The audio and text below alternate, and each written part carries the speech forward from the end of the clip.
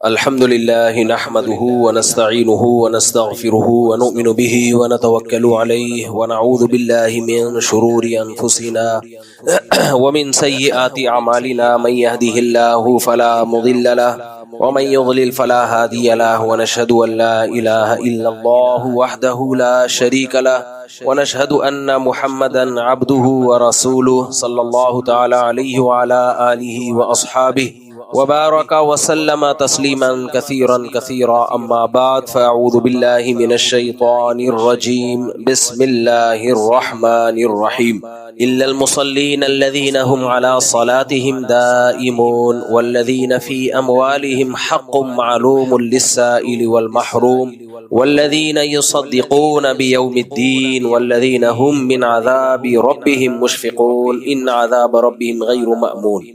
قرآن مجید کی سورہ معارج کی آیات تلاوت کی ہیں، کئی مہینوں سے اس پر درس چل رہا ہے، لیکن جو دماغ ہے وہ جنگ میں ہی اٹکا ہوا ہے، اس کے علاوہ کسی اور ٹاپک پہ بات کرنے کا موڈ ہی نہیں ہو رہا۔ اور 6 ستمبر کا ہم سنا کرتے تھے ونس اپون اے ٹائم پاک فضائیہ کا دن منایا جاتا تھا۔ 7 ستمبر تو پاک فضائیہ کا دن منایا جاتا تھا۔ ہوتا یہ ہے کہ جب کچھ چیزیں منفی ہونا شروع ہوتی ہے نا تو پھر دماغ میں منفیت گھس جاتی ہے اور پھر ہم ہر پازیٹیو چیز کو بھی نیگیٹو لینا شروع کر دیتے ہیں۔ یہ انسانی فطرت ہے، آپ کی کسی سے دشمنی ہو جائے تو اس کا ہر اچھا کام بھی آپ کو برا لگنے لگتا ہے۔ فوج کے ساتھ بھی یہی ہوا ہے پاکستان میں، کچھ سیاسی حالات کی وجہ سے، کچھ سسٹم کی وجہ سے۔ سسٹم ہماری ایک اصطلاح ہے، کبھی اکیلے میں چھاؤں میں آئیں گے تو بتاؤں گا۔ ہوا یہ تھا، میں اس جنگ جیتنے سے، جو پاکستان جنگ جیتا ہے، اس لیے خوش ہوں کہ جو صبح و شام ہمارے مناظرے اور بحثیں ہوتی تھی نا، جس میں درد سر کے علاوہ کچھ بھی حاصل نہیں ہوتا تھا، وہ پاکستان آرمی نے، ایئر فورس نے اور نیوی نے، مسلح افواج نے مل کے 2-4 گھنٹے میں وہ سارے اشکالات ختم کر دیے۔ ہوا یہ تھا کہ جتنے گناہ ہیں نا وہ سارے فوج کے کھاتے میں ڈالے جا رہے تھے۔ بنگلہ دیش انہوں نے توڑا، 65 کی جنگ یہ ہارے، حالانکہ وہ جنگ جیتے تھے ہم، اور اس پہ ایوب خان کو آرمی میں خاص عہدہ ہوتا ہے، فیلڈ مارشل کا خطاب ملا تھا۔ وہ جنگ ہم جیتے تھے، ہارے نہیں تھے۔ 71 میں بنگلہ دیش پوری قوم نے فیصلہ کر لیا تھا کہ ہم نے الگ ہونا ہے۔ تو جب پوری قوم کسی اسٹیٹ میں فیصلہ کر لیتی ہے تو اس میں آرمی کے پاس 2 راستے ہوتے ہیں، یا تو سب کو بھون ڈالے یا ہتھیار ڈال دے، لیکن لوگوں نے وہ بھی فوج کے کھاتے میں ڈال دی ہے کہ یہ فوجیوں نے توڑا ہے بنگلہ دیش۔ دنیا میں کوئی بھی جو عسکری طاقت ہوتی ہے وہ اپنے ملک کو کبھی بھی نہیں توڑتی، کیونکہ اس میں اس کو کوئی فائدہ نہیں ہے۔ اتنی زیادہ فوج کی نفرت لوگوں کے دلوں میں ڈال دی گئی تھی کہ بنگلہ دیش بھی انہوں نے توڑا ہے۔ اب بلوچستان میں علیحدگی کی تحریکیں چل رہی ہیں، میں لوگوں سے کہتا تھا کہ روزانہ فوجی وہاں لڑ رہے ہیں، شہید ہو رہے ہیں، اللہ نہ کرے یہ تحریک کامیاب ہو گئی تو جنہوں نے سب سے زیادہ جانیں دی ہیں یہ جرم بھی انہی کے کھاتے میں ڈال دیا جائے گا کہ انہوں نے توڑا ہے۔ یہ چل رہا تھا سوسائٹی میں، کسی سے بات کرو تو ایسا لگتا ہے کرنٹ مار رہا ہے، وہ کہہ رہے ہیں یہ فوج کے پٹھو ہے۔ ہم جب بات کرتے تھے نا، یہ بوٹ پالیشی ہیں، یہ فوج کے پٹھو، ہم لوگوں سے ہاتھ جوڑ کے کہہ رہے تھے میرے بھائی ہم فوج کے پٹھو نہیں ہیں، نہ ہمیں وہاں سے 5 روپے بھی نہیں مل رہے ہیں، ہم ملک سے محبت کرتے ہیں۔ تمہارے پاس کوئی اگر مضبوط ادارہ ہے جو ملک کو بچائے گا وہ صرف فوج ہے، اس کے علاوہ تو ہمارے پاس بچا کچھ بھی نہیں ہے۔ تو جو طاقت تمہارے کنٹری کو بچا سکتی ہے، سارے الزامات تم اسی کے کھاتے میں ڈال رہے ہو، یہ بھی اس نے کیا، یہ بھی اس نے کیا۔ بھائی جتنا ہے جرم ہے، اگر آپ سمجھتے ہو جنرل مشرف نے جو اڈے دیے تھے امریکہ کو وہ غلطی تھی، اس غلطی کو غلطی کہا جائے گا، وہ 100% غلطی تھی، لیکن یہ نہیں ہے کہ آپ اب ہر غلطی کس کے کھاتے میں ڈالو، فوج کے۔ اچھا، اس غلطی کی فوج نے تلافی بھی کی ہے، ایک بار نہیں 100 بار تلافی کی ہے۔ پھر اس کی تلافی کا مطلب تو سمجھتے ہیں نا بھائی، اگر ایک غلطی کی ہے اس سے جو نقصان ہوا ہے تو اس نقصان کی کمی بھی کس نے کی ہے؟ پھر فوج نے کی ہے۔ تو صبح و شام مناظرے ہو رہے، بحثیں ہو رہی، سمجھا رہے ہیں لوگوں کو کہ بھائی یہ ایک عالمی مسئلہ ہے، یہ کنٹری کا مسئلہ نہیں ہے۔ جو اسلام دشمن طاقتیں ہیں انہوں نے عراق کو ہدف بنایا کیونکہ وہ ایک پاورفل اسلامی اسٹیٹ تھی، ان کے پاس ایک طاقتور فوج تھی۔ لیبیا اکنامیکلی بھی مضبوط تھا، عسکری لحاظ سے بھی مضبوط تھا، اس کی واٹ لگائی۔ پھر انہوں نے شام میں فسادات کروائے، تو اب نمبر کس کا ہے؟ پاکستان کا۔ دنیا کو ہم بتا رہے ہیں، علماء بتا رہے ہیں، پڑھے کے لوگ سمجھا رہے ہیں، بھائی آپ اپنے فوج کی، اپنے ملک کی قدر کرو ورنہ پاکستان جائے گا جائے گا آپ کے ہاتھوں سے. لوگ سمجھ ہی نہیں رہے بات. اس کے بعد کیا ہوا ہے, جب انڈیا نے بھڑکیاں ماری ہیں, دھمکیاں دی ہیں, تو کتنا نیگیٹو کمنٹس لوگوں کے سن کے ڈپریشن میں جاتے. میں نے تو پھر موبائل دیکھنا چھوڑ دیا. دنیا میں کس قدر بڑی بے غیرتی ہے یار, آپ کے ملک کو کوئی دھمکیاں دے رہا ہو اور آپ کی طاقت فوج جو ہے وہ لڑ رہی ہو یا لڑنے کی بات کر رہی ہو, آپ اپنی عسکری طاقتوں ہی کو آپ ڈی موٹیویٹ کرنا شروع کر دیں. ابے یہ کیا لڑیں گے, ان کو عوام سے فرصت ملے گی تو لڑیں گے, وہ مارے جا رہا ہے یہ کچھ بھی نہیں. وہاں سے اتنی دور سے ڈرون یہاں تک پہنچا کیسے؟ ایک بے شرم نے تو ویڈیو بنائی کہ 24 میزائل انہوں نے داغ دیے. اور کیا جنگ جیتنا کسے کہتے ہیں؟ تم ابھی تک تماشے دیکھ رہے ہو, ڈرون سارے نشانے پہ آگے لگ رہے ہیں, تم تماشے دیکھ رہے ہو. یہ کیا لڑیں گے؟ کارٹون بنا کے شائع کر رہے ہیں. ہمیں بہت افسوس ہو رہا ہے یار. نبی صلی اللہ علیہ وسلم کی سیرت کیا ہے؟ صحابہ کرام کو وقتی طور پہ جنگ میں شکست ہوئی تھی غزوہ احد میں, تو بھی آپ نے اس شکست کو شکست بولو نہیں کہا. آپ صلی اللہ علیہ وسلم نے صحابہ سے کیا فرمایا؟ نا تم تو لڑنے والے ہو بھائی, پلٹ کے حملہ کرنے والے ہو. یہ وقتی طور پر تو سب کے ساتھ ہوتا ہے جنگ میں. تلک الایام نداولھا بین الناس, جنگ میں کبھی ہمیں شکست کبھی ان کو شکست, یہ تو جنگ کا حصہ ہے. صحابہ کا آپ نے حوصلہ بڑھایا, حالانکہ وہ جنگ سے فرار ہوئے تھے. چند اصحاب وقتی طور پہ وہ فرار ہوئے, کیسی موٹیویشن ملی صحابہ کو, واپس پلٹے اور حملہ کیا اور بھگا دیا ان کو. تو ہم یہ کہہ رہے تھے بھائی اگر فوج کو بالفرض شکست ہو بھی رہی ہے تو بھی بولو نہیں بھائی ہم تو پلٹ کے حملہ کرنے والے لوگ ہیں. لیکن ہمارے ہاں جو غدار وطن لوگ ہیں ان کے آپ ویڈیوز دیکھو, جنگ جب ہوتی ہے نا تو غدار اور وفادار سامنے آ جاتے ہیں. پھر ہمارے استاذ حضرت مفتی عبدالرحیم صاحب, ان کا تو بہت پہلے ہی سے یہ ان کا ایک وہ کہتے ہیں بھائی آپ کے پاس آپ کی فوج کے علاوہ بچا کچھ بھی نہیں ہے. شروع سے ہی 1-1.5 سال پرانی ویڈیو ان کی شائع ہوئی ہے, پہلے بھی شائع ہوئی تھی. کتنی ان لوگوں نے برا بلا کہا ان کو, جب انہوں نے ایک عام فوجی کے ہاتھ چومے. لوگوں نے کہا یہ دیکھو کسی کو دیکھنا ہونا جامعۃ الرشید فوج کا ٹٹو ہے, اس طرح کے الفاظ, تو یہ دیکھ لو مفتی عبدالرحیم صاحب کو فوجی کے ہاتھ چوم رہے ہیں. ہم ہر جگہ وضاحتی بیان دے رہے ہیں, او بھائی ایک فوجی کا ہاتھ چومنے سے فوج کے ٹٹو کہاں سے ہو گئے؟ اللہ کے بندو, یہ تو لڑنے والا آدمی ہے, اس کی تو کوئی حوصلہ افزائی نہیں کر رہا. ایک بڑے بزرگ انہوں نے کہا بھائی تم ہمارے محافظ ہو. حضرت مفتی عبدالرحیم صاحب بتاتے تھے کہ اگر ڈاکٹر عبدالقدیر خان نہ ہوتا تو آج ہماری داڑیاں سلامت نہ ہوتی, آج ہماری پگڑیاں سلامت نہ ہوتی. تو میدان میں لڑنے والے یہ فوجی نہ ہوتے تو آج ہماری پگڑیاں سلامت نہ ہوتی, ہماری عورتوں کی عزتیں محفوظ نہ ہوتی. یقین نہ آئے تو جاؤ دوبارہ ہسٹری پڑھو بھائی, حالات دیکھو جا کے. پاک دامن عورتوں کی عزتیں اچھالی گئی ہیں اسلامی ملکوں میں جہاں ان کی فوجی طاقتیں کمزور ہوئی ہیں. اور یہ اسلام دشمن قوتیں بڑی بے غیرت ہوتی ہیں, یہ کبھی ڈائریکٹ اٹیک نہیں کرتی, یہ ہمیشہ پہلے ان کی اپنی عوام کو خلاف کرتی ہیں. یہ وہاں کی عوام کو یہ مخالفت پہ لے کر آئیں گے, عوام کو مخالف کریں گے, پھر دیکھیں گے جب عوام ہی ان کو مارنے کے لیے تیار ہو گئی اپنی عسکری طاقتوں کو, پھر یہ اٹیک کرتے ہیں. ان کا اصول ہی یہی رہا ہے ہمیشہ سے. یہاں بھی یہی ماحول, آرمی چیف کے کارٹون بن رہے ہیں بھائی. دنیا میں کہیں کوئی ملک ایسا نہیں ہوتا جو اپنی آرمی چیف کے کارٹون بنانا شروع کر دے اور اس کا مذاق اڑانا شروع کر دے, چاہے آپ کو اس سے کتنا بھی اختلاف ہو. اتنا بھونڈا پن پاکستان میں ہوا ہے نا, جن کو بھی ملک سے محبت, اسلام سے محبت, وہ اس پہ اسٹریس میں تھے, ڈپریشن میں تھے کہ یہ غلط ہو رہا ہے. لیکن روکے کیسے؟ جو روکنے کی بات کرے گا اس کو بھی سرکاری درباری اس میں ڈال دیا جاتا. اب جب انڈیا نے دھمکی دی ہے, علماء متحرک ہوئے کہ بھائی اب تو اگر انڈیا نے یہ حملہ کامیاب کر دیا تو اب تو گئے ہم کام سے, کیونکہ اندر جو خلفشار چل رہا ہے نا فوج کے خلاف وہ بہت خطرناک چل رہا تھا. اتنی ویڈیوز ٹک ٹاک پہ, انسٹاگرام پہ ہر شخص بکواس کر رہا ہے. اور جب انڈیا دھمکی دے رہا ہے تو جاؤ پنجابی تم خود جا کے یہ جنگ لڑو, ہم تمہارے ساتھ نہیں ہے. ایسا ہوتا ہے یار. حالانکہ جو محب وطن تھے, بلوچ, پٹھان, پنجابی, سب ایک پلیٹ فارم پہ تھی. چند غدار ہیں, چند غدار. تو ہمارے علماء نے ہمیں کہا بھائی واگا بارڈر پہ جاؤ, ان فوجیوں کو حوصلہ دو. مجھے بڑا ڈر لگ رہا تھا. ڈر انڈیا سے نہیں لگ رہا تھا, مودی سے نہیں. ڈر یہ تھا کہ ہماری قوم نے جیسے فوجیوں کی واٹ لگائی ہوئی ہے نا, ایسے ہی اگلا نمبر کس کا ہے؟ ہمارا. لوگ کہیں گے مفتی صاحب آپ کے چینل کو ہم ان سبسکرائب کر رہے ہیں, آپ بھی فوج کے پٹھو نکلے, چھوڑ رہے ہیں. لیکن میں نے دوستوں سے مشورہ کیا, میں نے کہا بھائی ایسے موقع پہ چڑھتے سورج کو تو سب سلام کرتے, چڑھتے سورج کو سب سلام کرتے ہیں. ابھی موقع ہے, جا کے ان فوجیوں کو حوصلہ. جب ہم واگا بارڈر گئے فوجیوں کو نہیں پتا تھا ہم واگا بارڈر جا رہے ہیں. ہمارے استاد حضرت مفتی عبدالرحیم صاحب اللہ ان کی عمر میں برکت دے 1 روپے فوج سے نہیں لیتے بھائی. میں بار بار کہتا ہوں اگر فوج سے 1 روپیہ بھی لیتے ہوتے نا تو جامعۃ الرشید کی 6 مہینے کی تنخواہیں ہم چندے کر کے پوری نہ کر رہے ہوتے. اس رمضان میں کچھ میں نے چندہ دیا کچھ دائیں بائیں لوگوں نے تو 6 مہینے کی تنخواہیں ریلیز ہوئی ہیں. 1 روپے نہیں ملتا ہمیں فوج کی طرف سے. 1 روپیہ جسے کہتے ہو. یہ ان لوگوں کو جواب دے رہا ہوں کہ جب ہم فوج کو اپریشیٹ کرتے ہیں پاکستان آرمی ایئر فورس کی تعریف کرتے ہیں جو لوگ ہمیں سرکاری درباری اور یہ سب تانے دیتے ہیں تو منفی سوچ مت رکھو. منفی باتیں کرنے والوں کو لوگ بہادر سمجھتے ہیں. کوئی بہادری نہیں ہے بھائی. حقائق کو سامنے رکھ کے بات کرنی چاہیے.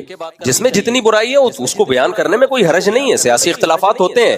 تو ہم واگا بارڈر پہنچے وہاں فوجیوں کو نہیں علم تھا کہ ہم آ رہے ہیں. اتنا خوش ہوئے. وہ جو کرنل ہے نا جو میرے ساتھ جس کی تصویر آئی ہے جنہوں نے ہمیں جب دیکھا کہ آ رہے ہیں اتنا خوش ہوئے وہ لوگ کہ یار لوگ آئے ہمیں علماء آئے اپریشیٹ کرنے کے لیے. حضرت مفتی عبدالرحیم صاحب جو ہمارے شیخ ہیں انہوں نے ہمیں کہا بھائی جائیں گے ہم واگا بارڈر ایسے موقع پہ. تو وہاں جب گئے ہیں تو اتنا وہ فوجی وہ کرنل تھے وہاں انہوں نے کہا وہ بھی انفینٹری کے تھے. انفینٹری میں آرمی میں انفینٹری وہ شعبہ ہوتا ہے جو لڑنے والے ہوتے ہیں. آرمی میں بھی ڈاکٹرز بھی ہوتے ہیں انجینئرز بھی ہوتے ہیں ہر طرح کے لوگ. تو آرمی کی بھی جو آرمی ہوتی ہے وہ کون ہوتے ہیں جو انفینٹری میں ہوتے ہیں جن کا کام ہے جب لڑائی ہوگی تو یہ سامنے ہوگی. اتنا خوش ہوئے اور انہوں نے کہا کہ ہمیں اس وقت قوم سے صرف حوصلے کی ضرورت ہے. کیونکہ جب آپ پیچھے مڑ کے دیکھیں اور دیکھیں کہ لوگ ساتھ نہیں دے رہے ایسا ہے نہیں. لوگ دے رہے ساتھ الحمدللہ لیکن کچھ بے وقوف غدار تو ہر دور میں ہوتے ہیں. تو اتنا ان کا دل خوش ہوا. پھر جو آپ نے دیکھا ہم بارڈر پہ گئے تیسرا دورہ ہوا ہے میرا واگا بارڈر کا. تو ہم نے اپنے فوجیوں کو دیکھا یار کیسے ہینڈسم اسمارٹ فوجی ہے ماشاءاللہ خاندانی ہے. اتنے اونچے قد وہ وہاں جو کھڑے ہوئے تھے. ہم نے کہا یار اینٹیں لے کر آؤ ان سے گلے ملنے کے لیے. وہ اللہ کا شکر ہے وہاں بہت سارے چینلز آئے ہوئے تھے انہوں نے اس کو دنیا بھر میں پھیلا دیا اس کو. اور آپ ہماری جو ہم نے بات کی وہاں پہ یا ہمارا میڈیا نے جو بات کی ہے کتنی نپی تلی. آپ یہ صرف میدان کی جنگ نہیں تھی میڈیا کی جنگ بھی تھی. آپ انڈیا کا میڈیا دیکھ لو پھینکے جا رہا ہے لمبی پھینکے جا رہا ہے اچھل رہا ہے. ابے ٹک کے بیٹھ کے کوئی خبر پیش کر دو یار. اس پہ ہمارے یہاں لوگوں نے کتنی میمز بنائی ہیں. ایک نے میم بنائی نا انڈیا کا میڈیا پھر کہہ رہا ہے پاکستان کی ہم ایسی کی تیسی کر دیں گے. کلا بازی کھائی لنگور کی طرح وہ بیٹ سے کلا بازی کھا کے وہاں گیا. پتلا سا تھا نا بہت دبلا سا. پاکستان نے یہ کہہ دیا ہے پھر کلا بازی کھا کے ادھر آیا. پھر بھائی ٹک جا یار ایک جگہ. حملہ تو کر رہا ہے لیکن لگ ایسا رہا ہے کہ ہم نے کر دیا ہے. ہمارے میڈیا کو دیکھیں کوئی ایک جھوٹی خبر جہاں تک میری معلومات ہے کوئی جھوٹی خبر نہیں ہے. ISPR کا جو بیان آ رہا تھا کتنا نپا تلا. لوگ کہہ رہے تھے یہ تو ڈرا ہوا ہے. یہ تو بھائی ڈرا ہوا نہیں ہے. وہ چیخو پکار نہیں کر رہا وہ تمیز سے بات کر رہا ہے. وہ کہہ رہے بھائی مودی جو تم کہہ رہے ہو نا کہ یہ حملہ ہم نے کیا ہم نے نہیں کیا. جب ہم کریں گے تو ہمیں بتانے کی ضرورت نہیں ہوگی. دنیا کہے گی کہ ہو گیا ہے بہت. تم خود چیخو گے. خود کمبخت کروا رہے ہو اور ڈال کس پہ رہے ہو. ہم پہ ڈال رہے ہو پاکستان پہ ڈال رہے ہو کر خود رہے ہو. تو ہماری اسٹیٹمنٹ بھی وہاں بڑی نپی تلی تھی. بعض میڈیا والوں نے کوشش کی ہمیں بھڑکانے کی. میں نے کہا بھائی انڈیا سے ہماری کوئی دشمنی نہ پہلے تھی نہ انڈیا والوں سے ہماری کوئی دشمنی نہ پہلے تھی نہ اب. بھائی انڈیا میں بھی لوگ انسان ہیں ہندو مسلم. 2010 اور 11 میں انڈیا سے کتنے اچھے تعلقات تھے. تو مسئلہ انڈیا پاکستان کا نہیں ہے. مسئلہ ایک شخص کا ہے جس کو کیا کہا جاتا ہے مودی. اس کی کھوپڑی کیا ہو گئی ہے آؤٹ ہو گئی. لیکن آپ ان لوگوں کو دیکھو ان کے جو اسٹیٹمنٹ ہے پورا ملک ہی وہ کہتے ہیں یہ پاکستان کا وجود ہی مٹنا چاہیے. ساری دنیا میں دہشت گردی کا ٹھیکہ پاکستان نے لیا ہوا ہے. ساری دنیا بھائی تم اٹیک میں پہل تم کر رہے ہو اور دہشت گرد کسے کہہ رہے ہو پاکستان کو کہہ رہے ہو. تو بہت عرصے سے نا یہ نیگیٹیوٹی چل رہی تھی. یہ فوج کچھ نہیں کر سکتی. یہ فوج اپنے لوگوں کو مار سکتی ہے بس اور کچھ نہیں ہو سکتا. یہ ہو سکتا ہے. اور پھر ISPR کا جب بیان آیا تو بھی بہت سے جو غدار لوگ ہیں. اب یہ آج میں کمنٹ پڑھ رہا تھا DG ISPR کا پرانے بیان پر کہہ رہا تھا اس کے تو اسٹائل سے لگ رہا ہے کہ یہ کچھ نہیں کر پائے گا. نیچے لکھا اس کے تو بولنے سے لگ رہا ہے کہ یہ. تو تم کیا چاہتے ہو ہم بھی انڈیا کے میڈیا کی طرح گدوں پہ لنگوروں کی طرح کلابازیاں کھانا شروع کر دیں چیخنا شروع کر دیں. تو مجھے یاد ہے پرسوں رات کو میری طبیعت اصل میں سفر کی وجہ سے نا 3-4 دن خراب رہی ہے. ورنہ میں اس جنگ میں پورا ان رہتا وقت پوری جو ہے نا آپ کو خبریں دیتا رہتا میں. لیکن 2-4 دن سے مجھے نزلہ بہت زیادہ ہو رہا ہے اور وہ جہاز میں جب جہاز نیچے آتا ہے نا تو نزلہ سارا اوپر جاتا ہے. میرے اتنے اس دوران سفر ہوئے ہیں کہ جب میں لاہور سے آ رہا ہوں, اسے لاہور سے آتے ہوئے پائلٹ لے کے بھی بڑے لمبے راستے پہ گیا, بولا وہ ادھر انڈیا کا بارڈر قریب ہے, تھوڑا دوسرے راستے سے لے کر گیا, دیر لگا دی اس نے. تو یہاں اترا ہوں, اگلے دن پھر مجھے ملتان جانا تھا, جب اترا ہوں تو سارا کان میرا خراب ہو گیا نا درد سے, نیچے دباؤ آتا ہے. ابھی وہ ٹھیک ہوا نہیں کہ پھر ملتان کی فلائٹ تھی, وہ جہاز نیچے آیا تو اور خراب ہو گیا. پھر واپسی پہ پی آئی اے والا تو بارڈر کے اوپر سے لے کر آیا ہے. پی آئی اے بڑی مزے کی چیز ہے یار, کبھی اکیلے میں خوشبو لگا کے آؤ گے تو تمہیں پی آئی اے کے واقعات سناؤں. بڑی دیسی فلائٹ ہے, مزہ آتا ہے پی آئی اے میں سفر کرنے, جلدی بھی پہنچتا ہے. وہ ایکسیلیٹر پہ فل اسپیڈ پہ پاؤں رکھ کے پہنچا دیتے ہیں. یہ میں نے 20 دفعہ تجربہ کیا ہے کہ آپ پی آئی اے سے سفر کرو, جلدی پہنچتا ہے آدمی.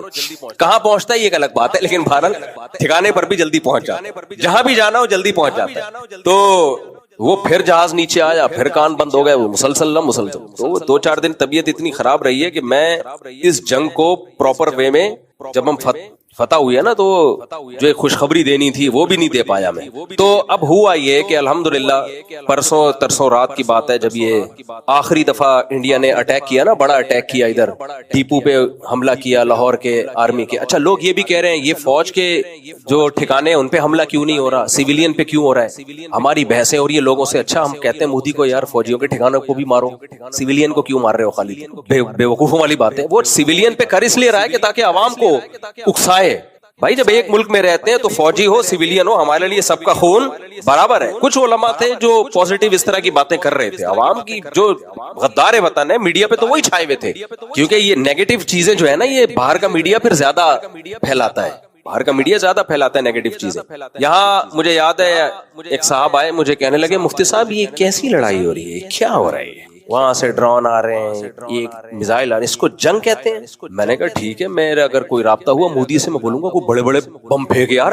یہ چل رہا تھا ان جنگ کے دنوں میں. یعنی بھائی کرنے کی بات کرو یار, قوم ایسی ہے بولنے سے پہلے سوچتی نہیں ہے. تو کہہ رہے یہ کیا چل رہا ہے, یہ کون سی جنگ ہے. میں نے کہا بڑا میزائل منگواتے ہیں جو ڈائریکٹ اللہ نہ کرے آپ کے گھر پہ لگے تو آپ کو لگے کہ یہ جنگ ہے. ایک نے کہا یہ کیسی غزوہ ہند ہے, وہ فائر کرتے ہیں اگلے دن تک کچھ نہیں ہوتا, پھر اگلے دن اس کو کہتے ہیں غزوہ ہند. میں نے کہا غزوہ جنگ کو بولتے ہیں بھائی, جنگوں کے ہر دور میں مختلف طریقے ہوتے ہیں. میزائلوں کی وار الگ ہوتی ہے, تیروں کی وار پہلے دور میں الگ ہوتی تھی.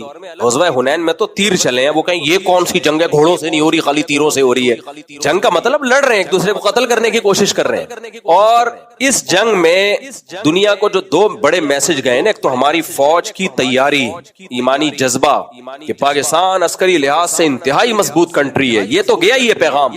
قوم کے اعصاب کتنے مضبوط ہیں, یہ تو ایسا پیغام گیا ہے کہ پوری دنیا ڈر گئی ہے پاکستانیوں سے. خدا کی قسم, ہم نے باہر کی بھی ٹریولنگ کی ہے, ذرا سا بھی خوف ہوتا ہے نا ان باہر کے ملکوں میں کہ کوئی ملک حملہ کر رہا ہے, ان کی نیندیں حرام ہو جاتی ہیں. پاکستانیوں کا حوصلہ دیکھو یار, یہ 5-6 دن جو گزرے ہیں نا, جتنا پوری قوم نے ان 5-6 دنوں کو انجوائے کیا ہے, ایسا لگ رہا ہے ان سب کی شادیاں ہو رہی ہیں.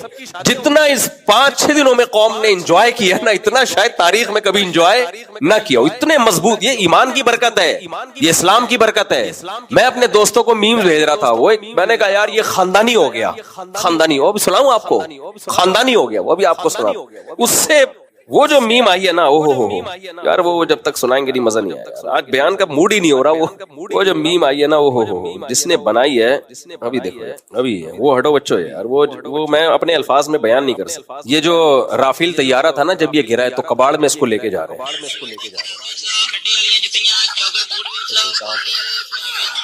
سمجھ رہے ہو؟ ایک منٹ دوبارہ, یہ اس کی آواز کدھر ہے؟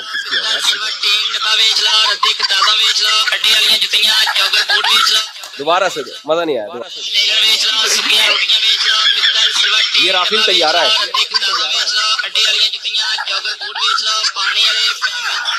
سمجھ رہے ہو؟ ویڈیو دیکھنی ہو نا, یہ ایل-ای-ڈی, یہ رافیل طیارہ بک رہا ہے یہاں پہ, اس کو بعد میں صحیح کر کے لگا دیں. لویا لیلن ویچ لو, سکیاں روٹیاں ویچ لو, پستل سلور ٹین ڈبا ویچ لو, ردی کتاباں ویچ لو, اڈے والیاں جتیاں, جوگر بوٹ ویچ لو, پانی والے سمجھ رہے ہو؟ یہ وہ فرانس کا طیارہ ہے جس کا قوم نے یہ حشر کی. ایک بندے نے کہا کراچی میں ابھی ڈرون گرا ہے, ایک بندہ بائک پہ رکھ کے بھاگ گیا اس میں. تو فوج بھی تو اسی قوم سے جاتی ہے نا, فوجی بھی تو یہاں سے. بھائی یہ تصور نہیں کیا جا سکتا باہر کی دنیا میں. آپ اس کو مذاق سمجھ رہے ہو؟ کسی قوم کے اعصاب اتنے مضبوط ہوں کہ جنگ میں وہ انجوائے کر رہی ہو. مودی دھمکیاں دے رہا ہو تو لوگ کہہ رہے ہیں شروع کیوں نہیں کر رہا. کمنٹس دیکھو, ایک نے کہا جنگ اگر اس دفعہ بھی جنگ نہیں ہوئی میرا تو جنگ سے یقین ہی ختم ہو جائے. تو یہ بہت ساری چیزیں ہماری سوسائٹی کی پازیٹو گئی ہیں. یہ باہر کے میڈیا نے بھی اس کو اٹھایا کہ بھائی یہ میمز بنائے جا رہے ہیں جنگوں میں. اور انڈیا میں کیا ہو رہا ہے, جب وہاں کوئی ہلاکت ہوتی ہے تو مودی کے خلاف مظاہرے. ہمارے یہاں ہلاکت ہو رہی ہے تو فوج کے حق میں مظاہرے شروع ہو گئے. تو یہ جو اللہ نے ہمیں فتح دی ہے یہ ہلکی فتح نہیں ہے. ماہرین جو جنگ کے ماہرین ہیں نا دنیا بھر کے, صرف اپنے نہیں غیر بھی, کہتے ہیں 4-5 گھنٹے کے اندر اتنی بڑی طاقت کا اتنا بڑا نقصان کرنا, اس کی ماضی میں قریب میں کوئی مثال نہیں ملتی. اتنا بڑا نقصان کرنا کہ دشمن فوراً شکست تسلیم کر لے. آپ کہہ سکتے ہیں مودی نے تو نہیں کہا ہم نے شکست, بھائی یہ شکست ہی ہے. وہ کہہ رہے ہیں حملہ کریں گے اور فوراً ڈونلڈ ٹرمپ سے رابطہ کر کے کہہ رہے ہیں جنگ بند کراؤ. یہی تو شکست ہے کہ جنگ بند کراؤ. کرا کیوں نہیں رہا, اتنی ٹائم کیوں لگا دیا تم نے. تو وہ اس پہ بھی لوگوں نے میمز بنائی ہیں. 4-5 گھنٹے میں جو پاکستان نے نقصان کیا ہے نا, پورا ایئر بیس اڑا دیا ان کا. بھائی میزائل کے پورے جو ذخائر تھے نا پورے ذخائر اڑا دیے ہیں. اتنا ایئر بیس اڑا دیا. کشمیر میں ابھی بھی جھڑپیں چل رہی ہیں, کئی چوکیاں قبضہ کر لی ہیں, وہاں پاکستان کے جھنڈے لہرا دیے ہیں. ابھی جو لڑائی ہو رہی ہے نا وہ انڈیا کہہ رہی ہے جو تم نے ان کے خیال جو ان کا دعویٰ ہے ہمارے علاقے, یہ اس کو خالی کرو. یہ پوری دنیا میں ایک بہت بڑا میسج گیا الحمدللہ. اس سے بہت سارے مسائل حل ہو جائیں گے ہمارے, بہت سارے مسائل حل ہو جائیں گے. میں نے بی بی سی کی رپورٹ خود پڑھی تھی. بی بی سی تو ہمارا نہیں ہے نا. بی بی سی نے کہا تھا کہ اگر بنگلہ دیش ٹوٹنے سے پہلے ISI بن چکی ہوتی تو بنگلہ دیش کسی کا باپ بھی نہیں توڑ سکتا. یہ باپ کا لفظ تو میں استعمال کر رہا ہوں لیکن ان کے الفاظ سے یہ پاسبل ہی نہیں تھا کہ بنگلہ دیش, کیونکہ اس وقت ہماری خفیہ ایجنسیاں اتنی مضبوط تھی نہیں. بہرحال بنگلہ دیش ٹوٹ گیا, ان کا مسئلہ ہے, لیکن آج بنگلہ دیش الحمدللہ کس کے ساتھ ہے, ہمارے ساتھ ہے. تو یہ اب یہ موقع ہے, میں یہ بات کر سکتا ہوں آپ کے سامنے. اگر میں پچھلے بیان میں کرتا نا تو آپ لوگوں نے ہی مجھے جوتے مارنے تھے. ابے مفتی صاحب فوج کی فیور لے رہے تھے. بھائی بلوچستان فوج نہیں توڑنا چاہتی, فوج بلوچستان کو بچا رہی ہے. وہاں کی جو شدت پسند تحریکیں ہیں وہ خود ہی نہیں چاہتی بلوچستان ڈیولپ ہو. کوئی پنجابی جاتا ہے اڑا کے مار دیتے ہیں اس کو. تو بلوچ میں جو پڑھے لکھے لوگ ہیں جو محب وطن ہیں وہ بھی اس آزادی کی تحریک سے پریشان ہے, کیونکہ ان کو پتہ ہے یہ آزادی نہیں ہے, یہ اصل میں پاکستان سے نکل کے ہم انڈیا کے غلام بننے کے لیے جا رہے ہیں. انڈیا وہاں انویسٹمنٹ کر رہا ہے ٹھیک ٹھاک طریقے سے. اسی طرح جو اسلام کے نام پہ ملک میں دھماکے ہو رہے ہیں, تحریکیں ہو رہی ہیں, اس کے پیچھے بھی دوسری قوتیں ہیں. تو اب آپ نے کرنا کیا ہے, سب سے پہلی بات یہ کہ اپنی عسکری طاقتوں کی قدر کرنی ہے. میں نہیں کہتا ہر چیز میں ان کو فیور دو بھائی, یا میں کبھی یہ ذمہ داری نہیں لیتا کہ فوج میں جتنے آفیسر ہیں سارے دودھ کے دھلے ہوئے ہیں. ہر ادارے میں کرپشن بھی ہوتی ہے, ہر ادارے میں نیک لوگ بھی ہوتے ہیں, سب کچھ سب جگہ چل رہا ہوتا ہے. لیکن کبھی بھی ایسا نہیں ہوتا بھائی کہ مولویوں میں 2 نمبر بھی مولوی ہیں تو لہذا یہ مولوی سارے کیا ہو گئے, غلط ہو گئے. ایسا نہیں ہوتا, سارے مولوی کبھی غلط نہیں ہوتے. ڈاکٹروں میں چند 2 نمبر ڈاکٹر بھی ہوتے ہیں تو کبھی بھی یہ نہیں کہا جائے گا کہ سارے ڈاکٹر کیا ہیں, ڈاکٹری کا شعبہ ہی غلط ہے. ڈاکٹری کے شعبے کو غلط کہہ دیا نا آپ نے, اس کا مطلب آپ لوگوں کی صحتوں سے کھیلنا شروع کر دیا. تو اس طرح فوج میں یہ کہنا کہ سارے ہی 2 نمبر ہیں, پوری آرمی ہی غلط ہے, یہ بالکل غلط بات ہے. اس کا نقصان کیا ہوگا کہ اس کا مطلب آپ اپنے پاؤں پہ خود کلہاڑی مار رہے ہو. اور یہ جو منفیت ہمارے دماغوں میں گھسی ہوئی ہے اس کو نکالنے کی ضرورت. اور ایک انتہائی اہم ترین بات یہ ہے کہ فوج اچھی ہے بری ہے بھائی, آپ کے پاس اس کے علاوہ کوئی آپشن ہے, آپشن نہیں ہے آپ کے. جب آپشن ہی نہیں ہے تو پھر یہ سوچنے کا کیا فائدہ اچھی ہے بری ہے بھائی, آپشن نہیں ہے. آپ کے ملک کو بچانے کے لیے یہ جو ایٹمی پاور پاکستان بنا ہے نا, اب بہت ساری باتیں کھل کے بیان نہیں کی جا سکتی ہیں, اس میں سویلین کو بھی کچھ کریڈٹ دیا جاتا ہے ہوگا, لیکن اصل میں یہ کریڈٹ سویلین کا اتنا زیادہ ہے نہیں, یہ جاتا ہے کریڈٹ بھی فوج کو. فوج نے بھی سویلین سے یہ کام کروایا ہے کہ تمہارے باپ کو بھی کرنا پڑے, ورنہ ہمارے کچھ سویلین ایسے تھے جو سیاسی حکمران جو امریکہ سے پیسے لے کے ایٹمی جو پروگرام ہے اس سے دستبردار ہو رہے تھے, ان کو بھی ڈنڈا دکھایا, یہ بھی فوج نے ڈنڈا دکھایا کہ آپ کو سائن کرنے پڑیں گے. تو اس لیے یہ ایک بہت بڑی فتح ہے الحمدللہ, اور ہمیں ملک کی حفاظت کرنی ہے. اور ہمیں ملک کی حفاظت کرنے کے لیے اہم ترین بات یہ کہ دیکھو اگر یہ ملک میں اسلامی جذبہ نہ ہوتا نا, اسلامی جذبہ نہ, اچھا یہ جو پائلٹ گئے ہیں یہ سارے موت پر بیعت کر کے گئے ہیں, مشن کمپلیٹ کیے بغیر واپس نہیں آنا. یہ جذبہ کسی ہندو میں ہو نہیں سکتا, یہ جذبہ ہو نہیں سکتا کسی ہندو میں. کیونکہ وہ کیوں مرے گا بھائی؟ وہ سینکڑوں پتھر کے بنے ہوئے بتوں کو پوجتے ہیں، وہ کیوں ان بتوں کے لیے جان دیں گے؟ ان کو پتہ ہے تم کیا ہو جس کی وجہ سے ہم تمہارے لیے جان دیں۔ وہ زیادہ زیادہ یہ کریں گے، رافیل پہ ایک نیمبو اور وہ کیا تھا، ناریل، وہ رکھ دیں گے، اس کے زیادہ بیچارے نہیں کچھ کر سکتے۔ ہمیں تو، ہمارے پاس تو جذبہ ہے، شہادت کے لیے تڑپتے ہیں لوگ، تو ہمیں تو بھائی یقین ہے کہ شہیدوں کے، حدیث میں آتا ہے شہید کا خون زمین پہ گرنے سے پہلے اللہ اس کے گناہوں کو معاف کرتا ہے سوائے قرض کے۔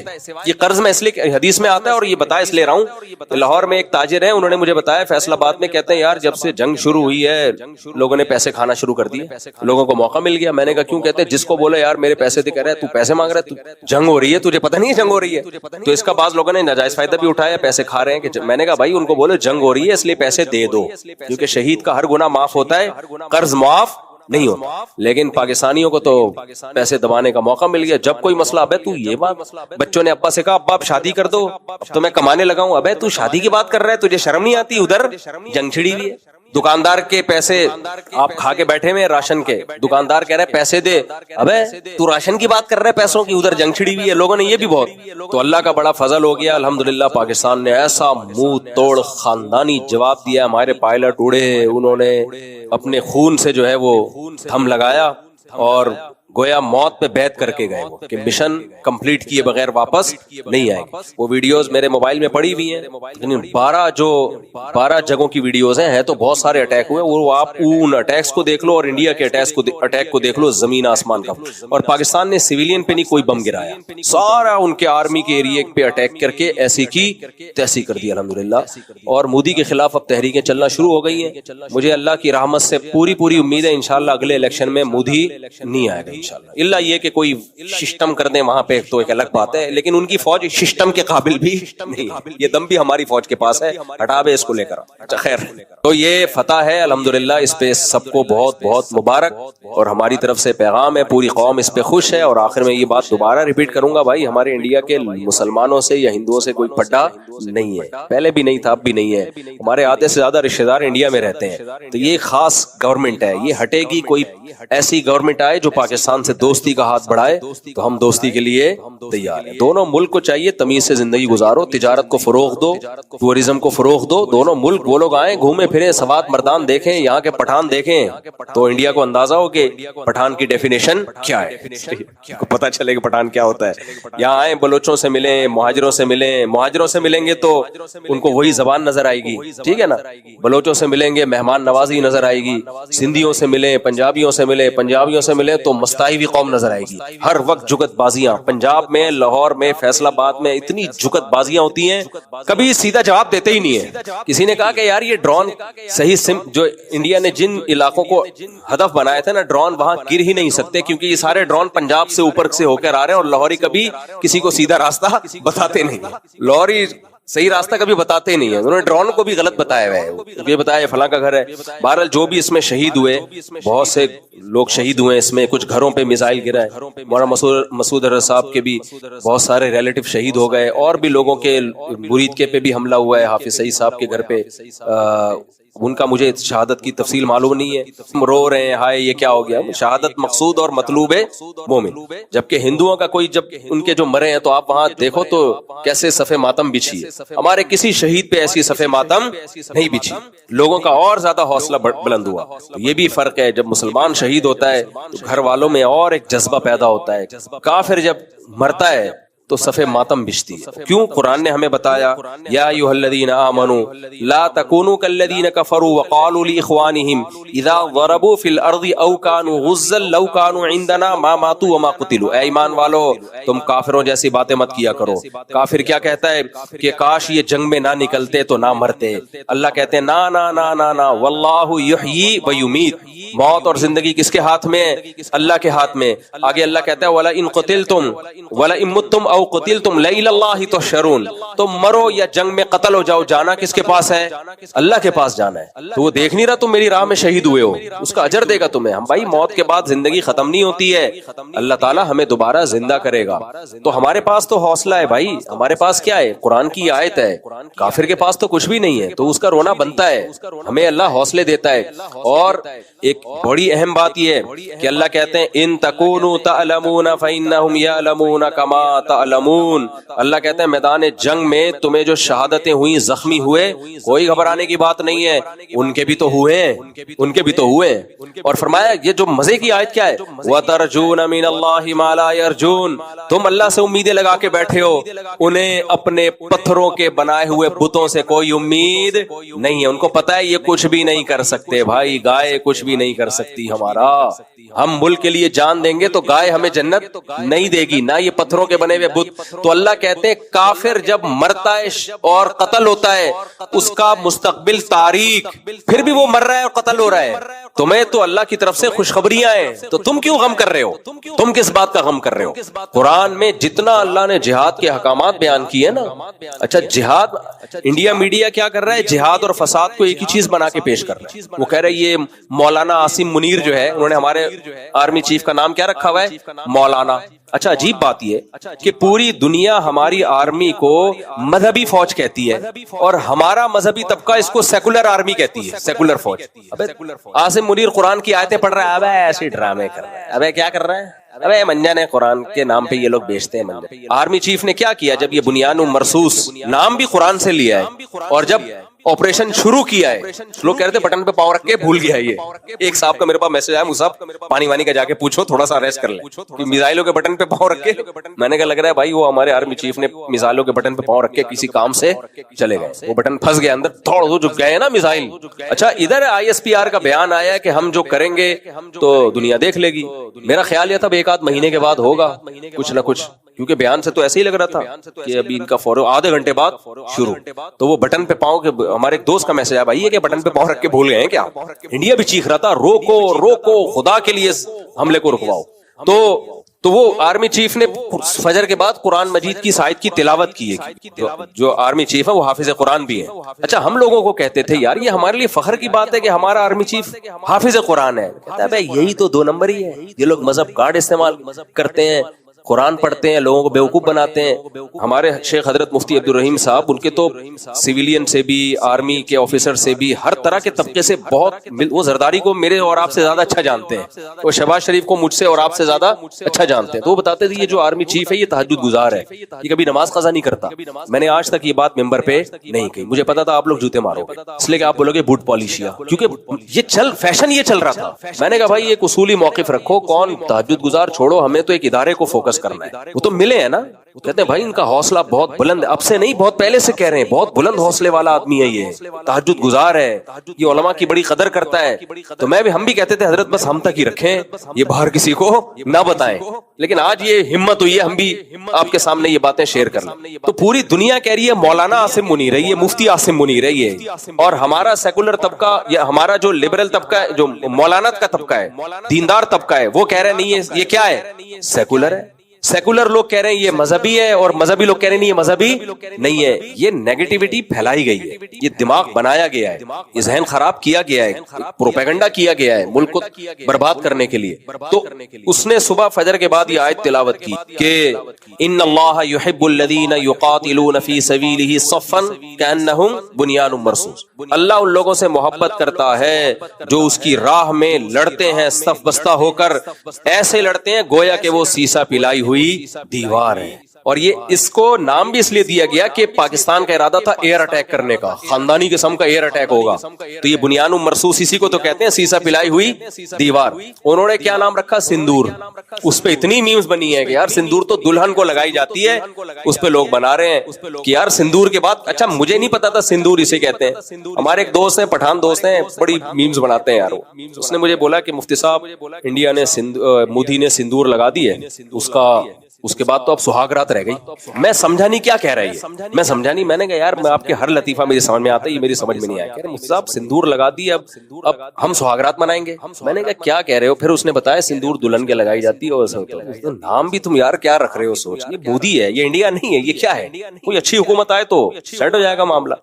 پاگل ہو گیا, یہ دماغ خراب ہو گیا اس کا, چڑھیا گیا ہے. اتنا اللہ نے ذلیل کر دیا نا اس آدمی کو.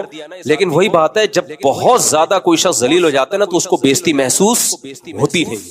بےزتی بھی عزت دار آدمی کو محسوس ہوتی. تو وہ کیسا, وہ قرآن کی آیت پڑھی کأنہم بنیان مرصوص, اس کے بعد فائر کا آرڈر کیا. اور پھر الحمدللہ پھر ایئر فورس نے جو اپنی بہادری کے جوہر دکھائے ہیں. کیا یہ جو JF-17 ہے, اس کے بارے میں 8-10 سال پہلے ہم نے کسی ورک شاپ میں نا, ہمارے ایک دوست ہیں سائنٹسٹ ہیں, وہ انہوں نے ہمیں ورک شاپ کروائی تھی اور بتایا تھا JF-17 کیا ہے, اس میں کیا کیا خاصیتیں ہیں.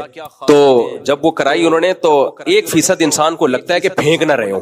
بعض دفعہ یہ ہوتا ہے نا بھائی, اپنی فضائل سنانے میں تو کچھ لوگ پھینک بھی رہے ہوتے ہیں, تو ہمیں لگا کہ ایسا نہ ہو کہ اپریشیٹ کرنے کے لیے پھینک دیو. لیکن الحمدللہ جب یہ ہم نے JF-17 کے کارنامے دیکھے ہیں تو اندازہ ہو گیا بھائی وہ 1% بھی اس ورک شاپ میں کوئی غلط چیز نہیں تھی. جو پروجیکٹر پہ انہوں نے دکھایا نا کہ اچھا پاکستان نے الحمدللہ ایسے ویپن بنا لیے ہیں, آپ کو لگے گا میں مبالغہ کر رہا ہوں, لیکن ایسے ویپن بنا لیے ہیں جو اب ان میں سے کچھ ویپن ایسے ہیں جو ابھی تک اسرائیل کے پاس بھی نہیں. تو ویپن کی ٹیکنالوجی میں پاکستان بہت آگے جا چکا ہے. تو یہ بہت بڑی فتح ہے الحمدللہ, اور ہم سب کو اس پہ خوش ہونا چاہیے.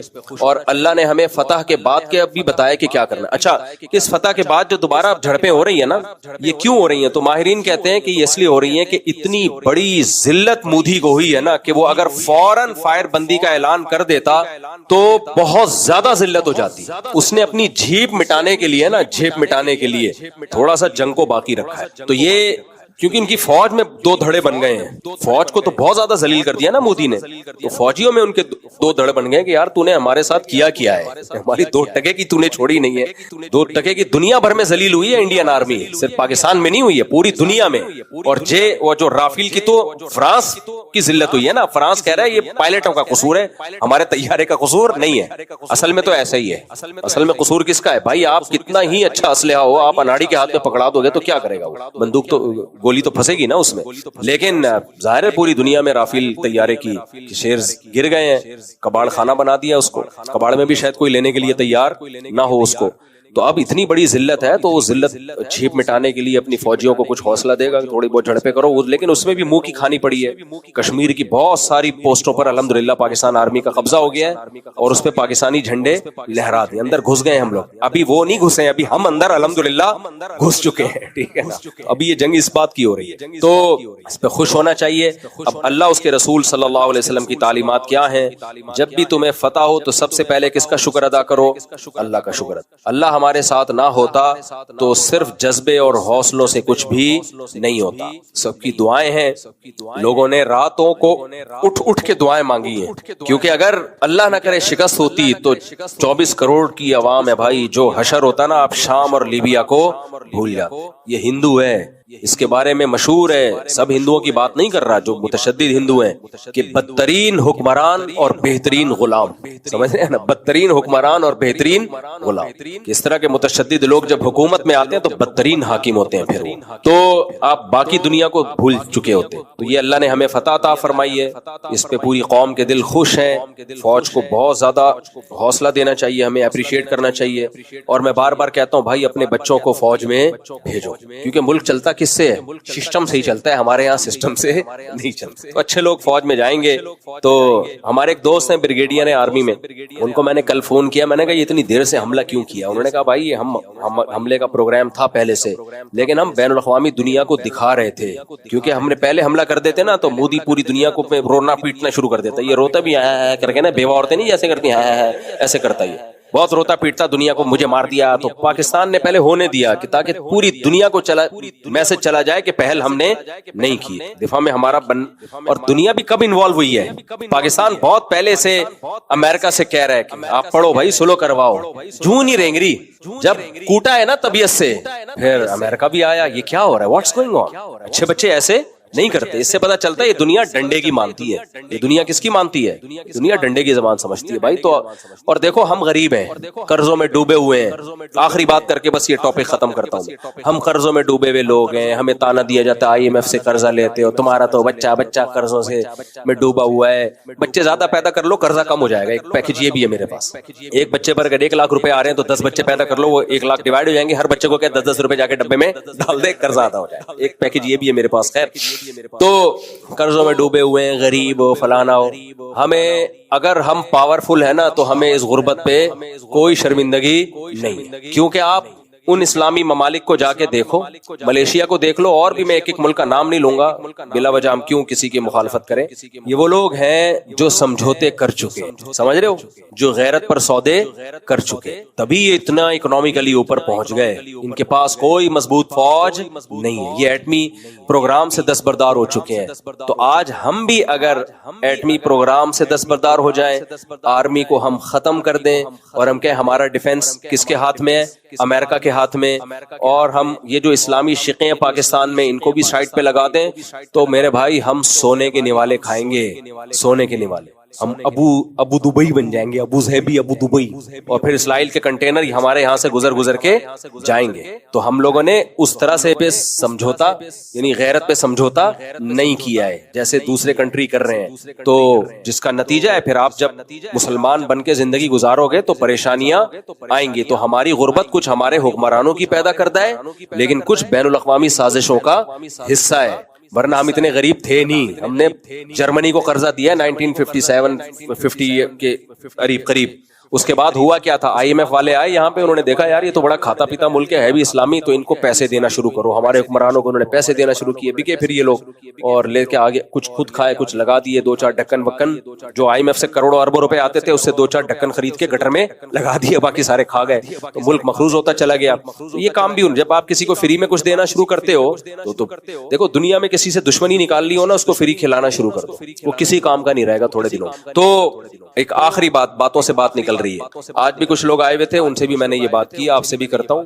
دیکھو یہ اس پروپیگنڈے میں مت آؤ کہ پاکستان ایک سیکولر اسٹیٹ ہے. لوگ یہ کہتے ہیں کہ یہ اسلامی ملک نہیں ہے. نہ, پاکستان کا جو قانون ہے نا, آئین میں یہ لکھا ہوا ہے کہ یہاں کوئی قانون اسلام کے خلاف نہیں بنے گا. یہ اتنی مضبوط شق ہے کہ اسمبلی 100% مل کے بھی اس کو چینج نہیں کر سکتی. یعنی اگر اسمبلی کے ممبران سب کے سب اس پہ ایگری ہو جائیں کہ پاکستان آج سے ایک سیکولر اسٹیٹ ہوگا, تو بھی اسمبلی کے پاس یہ پاور نہیں ہے. یہ اتنی مضبوط شق ہے. تو اب حکمرانوں کو مت دیکھو کہ وہ شرابی ہیں, کبابی ہیں یا کیا ہیں. اس کی میں ایک مثال دیتا ہوں آپ کو. دیکھو امریکہ میں اگر کوئی صدر بن جائے, اتنی بڑی داڑھی ہو, تہجد گزار ہو, نیک ہو, پرہیزگار ہو, تبلیغ میں چلہ لگا ہوا اس کا, تو کیا امریکہ ایک اسلامک اسٹیٹ بن جائے گا؟ نہیں بنے گا, کیونکہ لا کیا ہے بھئی, یہ سیکولر اسٹیٹ ہے. تو اسی طرح پاکستان میں کوئی ملحد بھی اگر وزیر اعظم بن جائے نا, ایک مثال دے رہا ہوں, پاکستان کے لا میں یہ ہے کہ بن نہیں سکتا وہ. کوئی آرمی چیف اللہ نہ کرے کوئی قادیانی بھی بن جائے, تو بھی پاکستان اس سے سیکولر اسٹیٹ نہیں بنے گا, کیونکہ وہ آئین پر چلنے پر مجبور ہوگا. کیونکہ شک کیا ہے بھائی, قرآن و سنت کے اگینسٹ کوئی قانون بولو بن نہیں سکتا. آپ کہہ سکتے ہو پھر یہ اتنے سارے قوانین جیسے عدالتی خلا ہے اور بہت سارے قوانین اسلام کے خلاف کیوں ہیں؟ اس کی بہت معقول وجہ ہے. معقول وجہ یہ ہے کہ جو بھی اسلام کے خلاف قوانین ہیں ان کو وفاقی شرعی عدالت میں چیلنج کیا جا سکتا ہے اور ان کو اسلام کے مطابق لایا جا سکتا ہے. تو اگر عوامی طاقت ہو اور اس طرح سے عوام غیر شرعی قوانین پر آواز اٹھائے, ہماری سیاسی جماعتیں آواز اٹھائیں, تو وہ سارے قوانین چینج ہو سکتے ہیں. لیکن ہم یہ کام کرتے نہیں ہیں. ہم کنٹینر رکھ کے روڈ بلاک کر کے یہ اڑا دو, یوں کر دو, فلانے کو اڑا دو, فلانے کو پھاڑ دو, اور یہ یوں ہو رہا ہے, یہاں پہ یہ ہو رہا ہے, یہ سب کچھ ہم کر رہے ہیں. جو پراپر وے میں کام ہے, تمیز سے جو کام ہو سکتا ہے وہ کر نہیں رہے ہم. تو یہ چانس بھی ہم نے خود مس کیا ہوا ہے. اس میں کوئی نہ یہ کرنے میں نہ فوج رکاوٹ ہے نہ زرداری رکاوٹ ہے. میں نہیں کہہ رہا زرداری کوئی بہت نیک آدمی ہے, میں ایک مثال دے رہا ہوں کہ زرداری جیسا آدمی بھی اس میں رکاوٹ نہیں ہے, جو حالانکہ بالکل ایک سیکولر لبرل سمجھا جاتا ہے. یہ آپ کے پاس, میرے اور آپ کے پاس آپشن ہے, لیکن ہم یہ آپشن یوز کر نہیں رہے ہیں. اب وفاقی شرعی عدالت کے ریٹائر جج آئے تھے چند سال پہلے ملنے کے لیے، چائے شائے چل رہی ہے، گپ شپ ہو رہی ہے. میں نے پھر ان سے مسئلہ اٹھایا، میں نے کہا یہ قانون غیر شرعی ہے، عدالتی خلا کی بات کی. انہوں نے کہا غیر شرعی ہے تو چینج ہو سکتا ہے، اسلامی نظریاتی کونسل وہ قرارداد پیش کرے، ادھر سے آپ کیس کریں، پبلک ساتھ دے، علماء ساتھ دیں اور چینج ہو جائے گا یہ. لیکن اسلامی نظریاتی کونسل کو 100 دفعہ ہم بتا چکے ہیں ایک بات، وہ ٹس سے مس ہونے کے لیے تیاری نہیں ہے. سمجھ رہے ہیں کہ نہیں سمجھ رہے؟ ان کو سمجھاؤ، سمجھ میں ہی نہیں آ رہا ان کو. پھر آپ کو پتا ہے جب عدالتوں پہ دباؤ ہوتا ہے نا تو کام جلدی ہوتا ہے. عدالتوں کو پتا ہے بھائی یہ مسئلہ فوراً حل کرنا ہے، ورنہ اس کو سیریس ہی نہیں لے رہی ہوتی. وہ سیاسی تنظیموں سے آپ بات کرو بھائی اس مسئلے کو اٹھاؤ تو کوئی اٹھنے کے لیے تیار ہوتا ہی نہیں ہے. سیاسی تنظیموں کو اس سے واسطہ ہوتا ہے ہمیں ووٹ کس بات پہ ملے گا بس. اگر ان کو اسلام کے کسی آرڈر کو پروموٹ کرنے پر ووٹ مل رہا ہوتا ہے تو اسلام زندہ باد، اگر اس پہ نہیں مل رہا ہوتا تو ان کو اسلام سے کوئی غرض ہوتی نہیں.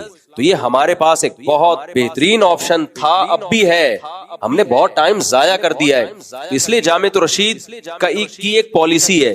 جامعۃ الرشید کی پالیسی یہ ہے کہ بھئی ملک 4 اداروں سے چلتا ہے، ایک عدلیہ سے، ججز سے. ملک کو چلانے والی 4 طاقتیں ہوتی ہیں، ججز ہوتے ہیں، فوج ہوتی ہے، بیوروکریٹس ہوتے ہیں اور سیاستدان ہوتے ہیں. سیاست میں ہم جا نہیں سکتے، اس کا پڑھائی لکھائی سے کوئی تعلق ہے نہیں، وہ تو عوام جس کو بنائے وہ آ جائے گا. اور لیکن یہ سیاستدانوں کو بھی 3 طاقتیں چلا رہی ہوتی ہیں. بیوروکریٹس چلا رہے ہوتے ہیں جو اکثر CSS کر کے آتے ہیں، اور دوسرا عدالتیں چلا رہی ہوتی ہیں، اور تیسرا فوج. تو بھائی تعلیمی ادارے بناؤ، کیونکہ ان اداروں میں جو لوگ جا رہے ہیں وہ سیکولر اور لبرل اسکولوں کے پڑھے، بیکن ہاؤس، سٹی اسکول. ان سے آپ کیا یہ توقع رکھتے ہو کہ یہاں سے تہجد گزار نکلیں گے؟ ایسا تو بہت ہوا ہے تہجد گزار ان اداروں میں گئے. اور آج کسی نے یونیورسٹی سے آئے اور مجھے کہا کہ آپ کا ہم یونیورسٹی میں بیان رکھوانا چاہتے ہیں. مفتی صاحب یونیورسٹی میں ایسی بے حیائی ہو رہی ہے، لڑکیاں جو ہیں وہ ادھورے کپڑے پہن کے لڑکوں کے ساتھ کھیل کود مچایا ہوا ہے، انہوں نے ٹورنامنٹ ہو رہے ہیں اور آدھے کپڑے پہنے ہوئے، یہ ایسے نا. تو آپ اس پہ بیان کریں. میں نے کہا میں اس پہ بیان نہیں کروں گا یونیورسٹی میں. کہہ رہے کیوں؟ میں نے کہا مجھے پتا ہے اس سے ختم ہی نہیں ہوگا، بلکہ ہو سکتا ہے مجھے بین کر دیں ہمیشہ کے لیے. کیونکہ یونیورسٹی جس کا آپ نام لے رہے ہو وہ یونیورسٹی لبرل لوگوں نے بنائی ہے، اور ان کا بنانے کا مقصد تعلیم دوسرے نمبر پہ تھا، بغیرتی پہلے نمبر. وہ ایسی ٹیم تیار کرنا چاہتے ہیں، میں جا کے ان کے چھرا گھونپنا شروع کر دوں، بولے نکل بھائی پتلی گلی سے. میں وہاں جا کے ایک اسلام کے جو ایسے آرڈرز ہیں جو ان کے لیے قابل ہضم ہو صرف وہی بیان کروں گا.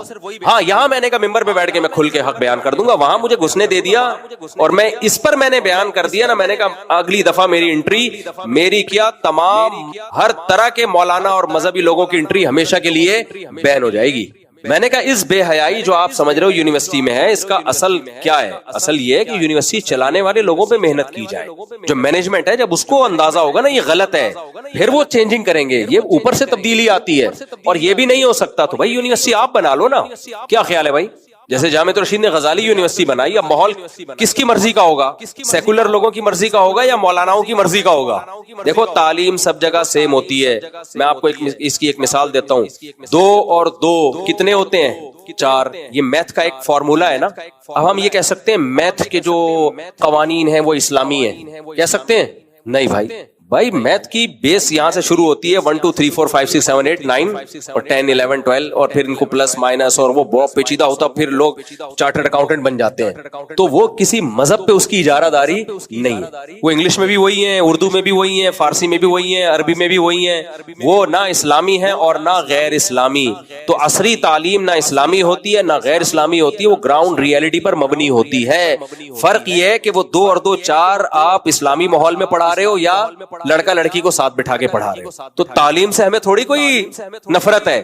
جیپنیز بھی تو سائنس پڑھتے ہیں، ان کی بھی وہی نیوٹن کا لا وہ بھی وہی پڑھتے ہیں جو ہم پڑھتے ہیں. ہم اردو میں پڑھ لیتے ہیں یا انگلش میں کہ جو چیز چل رہی ہے چلتی رہے گی جب تک رکے گی نہیں، جب تک کوئی روکنے والی فورس نہ ہو. جیپنیز کو بھی پڑھتے ہیں چنگ چنگ چپا چپا ٹکا ٹکا ٹکا، وہ اس طرح پڑھ لیتے ہیں. تو وہ اس کو چنگ پونگ کر کے پڑھ لیں گے، چائنیز اس کو چنگ چنگ کر کے پڑھ لیں گے، جرمن اس کو اپنی زبان میں. لا وہ سیم ہے.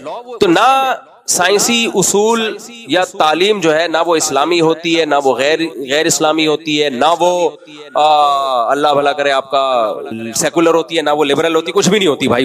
وہ مشاہدات پر مبنی ایک حقیقت ہے جس کو ہر قوم پڑھتی ہے اور ترقی کرتی ہے. فرق کس سے ہوتا ہے؟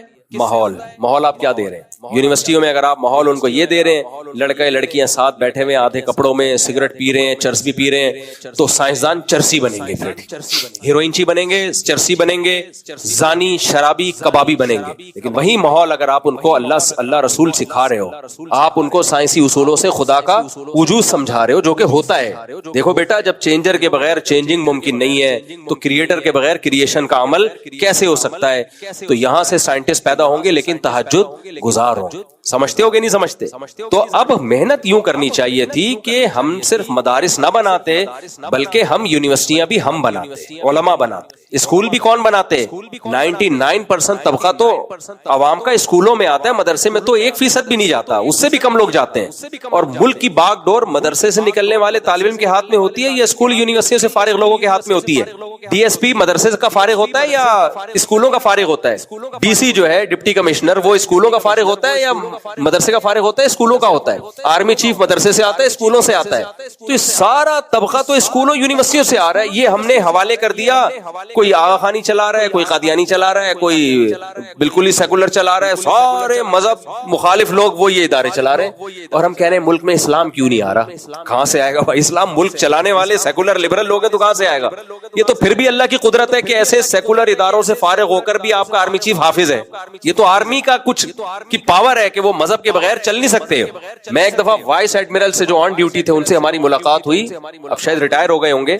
انہوں نے بتایا کہ ہم باہر ملکوں میں جاتے ہیں، ہم دیکھتے ہیں کہ وہاں کی فوج اپنا مذہب سے رشتہ ختم نہیں کرتی، وہاں کی فوج، حالانکہ ان کے مذہب باطل ہیں۔ تو ہمیں احساس ہوا کہ ہم تو برحق مذہب کو فالو کرتے ہیں، ہم مذہب سے رشتہ کیسے ختم کر لیں؟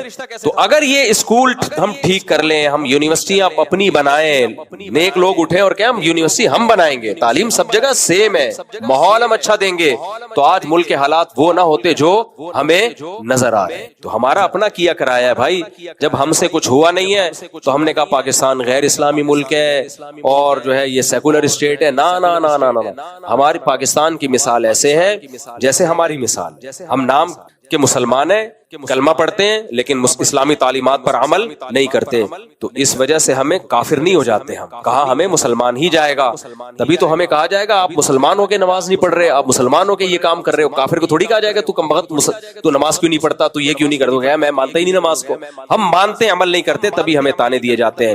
تو پاکستان ایک اسلامک اسٹیٹ ہے لیکن عملی طور پر اس میں بہت ساری چیزیں غیر اسلامی ہیں۔ جب عملی طور پر غیر اسلامی ہے تو تانا دیا جاتا ہے، اور یہ تانا بنتا ہے کیونکہ اسلامک اسٹیٹ ہے، اسی وجہ سے تانا دیا جاتا ہے یہ غیر اسلامی کام کیوں ہو رہا ہے۔ امریکہ میں تھوڑی کہا جائے گا کہ یہ میں نے امریکہ میں جا کے عدالتی خلا کے خلاف بیان نہیں کیا کہ امریکہ میں یہ لا اسلام کی تعلیمات کے خلاف ہو گیا، ہم اسلام کو مانتے ہی نہیں بھائی۔ پاکستان میں تو ہم بیان کرتے ہیں، وزیر داخلہ نے وہ قل ہو اللہ غلط پڑھ لی تھی نا، اس پہ لوگوں نے کہا یہ کیسا اسلامی ملک ہے، وزیر داخلہ قل ہو اللہ غلط پڑھ رہا ہے۔ میں نے کہا یہ اسلامی ملک ہے، نہیں آتی پھر بھی پڑھ رہا ہے، امریکہ میں نہیں کوئی قل ہو اللہ پڑھتا، سمجھ رہے ہو؟ تو اس لیے پہلا اپنا کانسیپٹ یہ کلیئر کرو، پاکستان ایک اسلامک اسٹیٹ ہے، تبھی ہم اس ملک کے لیے لڑنے کو جہاد سمجھتے ہیں اور شہادت کو شہادت سمجھتے ہیں۔ ایک بات تو یہ، دوسرا جو اس میں اسلام اب تک نہیں ہے، یہ غلطی میری اور آپ کی غلطی ہے، سمجھ رہے ہو؟ تیسری بات یہ کہ اس کو اسلامائزیشن کی طرف لانے کا کیا طریقہ ہے؟ بھائی یونیورسٹیاں آپ کے کنٹرول میں ہو، اسکول آپ کے کنٹرول میں ہو، اور آپ سی ایس ایس کرواؤ، آپ فوج میں بھیجو لوگوں کو، اپنے بچوں کو دین سکھاؤ اور فوج میں بھیجو، عدلیہ میں بھیجو، ججز بناؤ ان کو، تو انشاءاللہ اچھا رزلٹ آئے گا فیوچر میں۔ تو یہ سب چیزیں تھیں جو اس فتح کے موقع پر میں نے آپ کے سامنے پیش کرنی تھی۔ امید ہے کھوپڑی شریف سیٹ انشاءاللہ ہو گئی ہو۔ سمجھتے ہو کہ نہیں سمجھتے؟ باقی وہ اختلافات چلتے رہیں گے، عمران خان کو آنا چاہیے باہر کے نہیں آنا چاہیے، وہ چلتے رہیں گے، وہ باقی رکھو، وہ زندہ قوموں کی ایک نشانی ہوتی ہے، وہ سیاسی تو چلتی رہے گی، آپس میں لڑیں گے، نہیں لڑے یہ غلط ہے، دشمن کے مقابلے ہم سب کیا ہے؟ ایک ہے، باقی لڑتے رہو، اچھی بات ہے۔ دیکھو یہ انڈیا نے بہت اچھا کیا، ہم کو کم از کم متحد کر دیا ہمیں۔ میرا دل چاہ رہا تھا ایک بیان میں اس پہ ریکارڈ کرواؤں، مودی تیرا بہت شکریہ، ہم گوشت کھا رہے تھے، لڑ نہیں رہے تھے جیسے ہمیں لڑنا چاہیے، کیونکہ گوشت خور لڑائی کے لیے ہوتا ہے، پتہ ہے آپ کو؟ بات لمبی ہوتی جا رہی ہے، بس اب بیان پورا ہو گیا، اسی کو سمیٹتا ہوں۔ دیکھو مجھے ایک بات بتاؤ، بکری گوشت کھاتی ہے یا گھاس؟ کبھی دیکھو بکری کو دھاڑتے ہوئے؟ کبھی سنا آپ نے؟ مجھے گھاس چاہیے، بھائی گھاس کے لیے اتنی دھاڑ کی ضرورت نہیں ہے، گھاس کہیں بھاگ تھوڑی رہی ہوتی ہے، اب یوں بکری منہ مارے گی گھاس اس کے پیٹ میں۔ شیر کیا کھاتا ہے؟ گوشت۔ گوشت خود چل کے نہیں آتا، گوشت کے پاس چل کے جانا پڑتا ہے۔ ایسا نہیں ہوتا گوشت کے پودے اگ رہے ہوں، شیر بیٹھا بیٹھا جا کے کھا رہا ہو۔ شیر کو جب بھوک لگتی ہے تو گوشت کے لیے اس کو جانور پہ شکار کرنا پڑتا ہے، پھر وہ دیکھتا ادھر سے ہرن جا رہا ہے، تو اب یہ نہیں ہوتا بکری کی طرح وہ جائے، کائنڈلی میں بہت دنوں سے بھوکا ہوں، اگر 2 چکے مارنے کی آپ اجازت دے دیں تو آپ کا بہت شکریہ۔ بکری اجازت دے گی یا ہرن اجازت دے گا؟ نہ۔ اس لیے اللہ نے گوشت خور کو ایسا بنایا، دوڑتا ہے وہ ایسے تمیز سے دوڑتا ہے، اس کے بعد بھاگتا ہے، جھپٹتا ہے، پلٹتا ہے، گراتا ہے، پھر چیر پھاڑ کر کے کھا لیتا ہے۔ تو مجھے بتاؤ مسلمانوں کے مذہب میں گوشت شامل ہے یا نہیں ہے؟ دیکھو اسلام میں کھانا کوئی ثواب کی بات نہیں، روزے رکھنا ثواب ہے، لیکن چند کھانے ایسے ہیں جس کی اسلام نے فضیلت بیان کی۔ چند کھانے، مثال کے طور پر ولیمہ، یہ سنت ہے یا نہیں ہے؟ حدیث میں آتا ہے اولم ولو بشاتن، ولیمہ کرو اگرچہ ایک بکری کیوں نہ ہو۔ آپ یہ بھی کہہ سکتے تھے ولیمہ کرو خربوزہ کھلا دو یا خربوزہ کھا لو، تربوز کھلا دو، نہ، نبی نے کیا فرمایا؟ جائز وہ بھی ہے ولیمے میں، اب دال کھلا دے لوگوں کو، لیکن حدیث میں کیا آ رہا ہے؟ ولو بشاتن، بکری یا بکرا، گوشت۔ دوسرا کھانا جو اسلام میں ہے عقیقہ، جب بچہ پیدا ہوتا ہے فیملی پلاننگ والے بے ہوش ہو جاتے ہیں کہ آبادی بڑھ رہی ہے، یہ کیا، واٹس گوئنگ آن۔ آپ کے 13واں بچہ بھی پیدا ہو تو اسلام کیا کہتا ہے؟ ابھی میرے الحمدللہ 19واں پیدا ہو گیا، پونے سے اب میں 19 پہ آ گیا ہوں، تو ابھی کئی بچوں کے عقیقے باقی ہیں۔ اب ہم نے عقیقے بھی ایسے کیا وہ سمٹ نہیں رہے ہوتے نا، تو اب یہ والے کا اس گائے میں حصہ، اس والے کا اس میں، اب میں نے سوچا یار ایک دفعہ 2-3 گائے لا کے سب کو اکٹھا نہیں اٹھا، کچھ تو بڑے ہو گئے بالغ ہو گئے ہیں، ان سے کہتا ہوں اب تو خود ہی کر لے بھائی، تو بڑا ہو گیا، لیکن سوچ رہا ہوں ابھی اکٹھے ہی نمٹاؤں سب کو۔ خیر، تو شریعت یہ بھی کہہ سکتی تھی بچہ پیدا ہو تو مٹھائی کھلاؤ، کیا خیال ہے؟ خوشی کا دن ہے، مٹھائی کھلاؤ، خربوزے کھلاؤ، دال چاول کھلاؤ، بریانی کھلاؤ، نہ، اسلام نے کہا عقیقہ پیدا ہو، لڑکا ہے تو 2 بکرے، لڑکی ہے تو 1 بکرا یا 1 دمبا یا گائے کا 1 حصہ یا اونٹ کا 1 حصہ، اور اس میں بھی مرغی نہیں چلے گی، بڑا گوشت، ریڈ میٹ۔ مرغی کو اسلام نہیں مانتا، اتنی ویلیو چکن کو نہیں، وہ بھی ٹھیک ہے مرغی کھا لیا کرو، فوکس اسلام ریڈ جس میں لحم، التحام کہتے ہیں شدت کو۔ تو یہاں بھی ہمیں اسلام نے کیا کھلایا؟ گوشت، مذہب کا حصہ ہے، جو مذہبی مسلمان ہے مجبور ہے گوشت کھانے پر، وہ ولیمہ ہی نہیں اس کا مزیدار ہوگا اور وہ عقیقہ ہی نہیں ہو پائے گا۔ تیسرا جو اسلام میں کھانا ہے وہ کیا ہے؟ جب آپ حج کرنے، عمرہ کرنے جاتے ہو تو شکرانے کے طور پر آپ نے ایک ہی احرام میں یا ایک ہی سفر میں حج بھی کیا، عمرہ بھی کیا، تو اسلام کہتا ہے شکرانے میں دم دو، وہ بھی کیا ہے؟ بکرا، وہاں بھی گوشت۔ چوتھا کھانا بقرعید ہے، عید کے دن ہم کیا ہے؟ اللہ یہ بھی کہہ سکتا تھا بقرعید کو تم لڈو کھاؤ، نہ، وہاں بھی کیا کھلایا جا رہا ہے؟ گوشت۔ تو وہی ہم مجبور ہیں کیا کھانے پر؟ گوشت۔ اور گوشت خور لڑنے کے لیے پیدا ہوا ہے۔ گوشت خور کس کے لیے؟ جتنے گوشت خور جانور ہیں وہ سب لڑاکا ہوتے ہیں۔ بلی کو دیکھو جب غصہ آتا ہے غراتی ہے، بھاگتی ہے، کیا اس کی اسٹائل ہی چینج ہو جاتا ہے۔ چیتے کو دیکھ لو، جتنے گوشت خور جانور ہیں۔ تو اب مسئلہ ہمارے ساتھ یہ ہے، چونکہ ہم گوشت خور ہیں، ہمارے حضرت مفتی رشید احمد صاحب فرمایا کرتے تھے گوشت یا تو کھانا چھوڑ دو، اور اگر کھا رہے ہو تو پھر صحیح جگہ لڑو، ورنہ غلط جگہ لڑو گے۔ گوشت خور لڑتا ہے، تو مودی سرکار نے جنگ مسلط کر کے ہمیں بتا دیا کہ یہاں نہیں لڑو، کہاں لڑو؟ وہاں، کیونکہ ہم گوشت کھا کے نا آپس میں لڑ رہے تھے۔ یا تو گوشت کھانا چھوڑ دیں، ہم سبزیاں کھایا کریں، کھیرے ککڑی، بس اسی پہ اپنا، تو لڑنا چھوڑ دیں گے ہم، لیکن گوشت بھی کھا رہے ہو اور لڑو بھی نہیں، یہ ہو نہیں سکتا۔ گوشت خور کے مزاج میں کیا ہے؟ لڑائی ہے۔ تو اگر ہم اپنے دشمن سے نہیں لڑیں گے نا تو مجبور ہو کے ہم آپس میں لڑنا شروع کر دیں گے، اور لڑنا شروع کر دیا تھا ہم، سمجھ میں ہی نہیں آ رہا تھا، اپنی عسکری طاقتوں سے لڑنا شروع کر دیا تھا، یہ ایسے، یہ یوں، فلانا ایسا، ڈمکانا ایسا۔ تو مودی نے کیا کیا؟ مودی نے بولا کم بختو تم گوشت کھا رہے ہو، آپس میں کیوں لڑ رہے ہو؟ میں ہوں نا لڑنے کے۔ تو اللہ کا شکر ہے ہمارا سارا جذبہ ادھر کو ڈائیورٹ ہو گیا، آپس میں ہمیں کیا ہو گیا؟ الحمدللہ سکون آ گیا، اللہ کا شکر ہے۔ تو یہ مودی کا بہت شکریہ۔ میں مودی سے کہوں گا کہ اب آپ اپنے خرچے پہ اپنا خیال رکھیے گا اور لائن پہ رہیے گا۔ نسلوں میں انشاءاللہ کوئی ایسا پیدا نہیں ہوگا جو پاکستان کو تڑی لگائے انشاءاللہ، اور اگر بالفر لگا دی نا تو اس سے برا حشر کریں گے جو اب ہم نے کیا ہے۔ تو انڈیا کے ہندوؤں سے، سکھوں سے بھی کہتا ہوں، مسلمانوں بھی، سب ہمارے بھائی ہیں، آپ اس حکومت کو گراؤ، یہ آپ کی خیر خواہ نہیں ہے، یہ تمہارا بیڑا غرق کرے گی۔ اللہ عمل کی توفیق عطا فرمائے۔ نماز کے بعد انشاءاللہ سوال جواب کا سیشن ہوگا. آج کے پورے بیان کا خلاصہ کیا نکلا؟ جو آپ کی عسکری طاقت ہے جسے فوج کہا جاتا ہے اس کو کبھی نشانہ نہ بناؤ. انڈیویجولی کسی سے اختلاف کرنے کا حق ہر ایک کو ہے.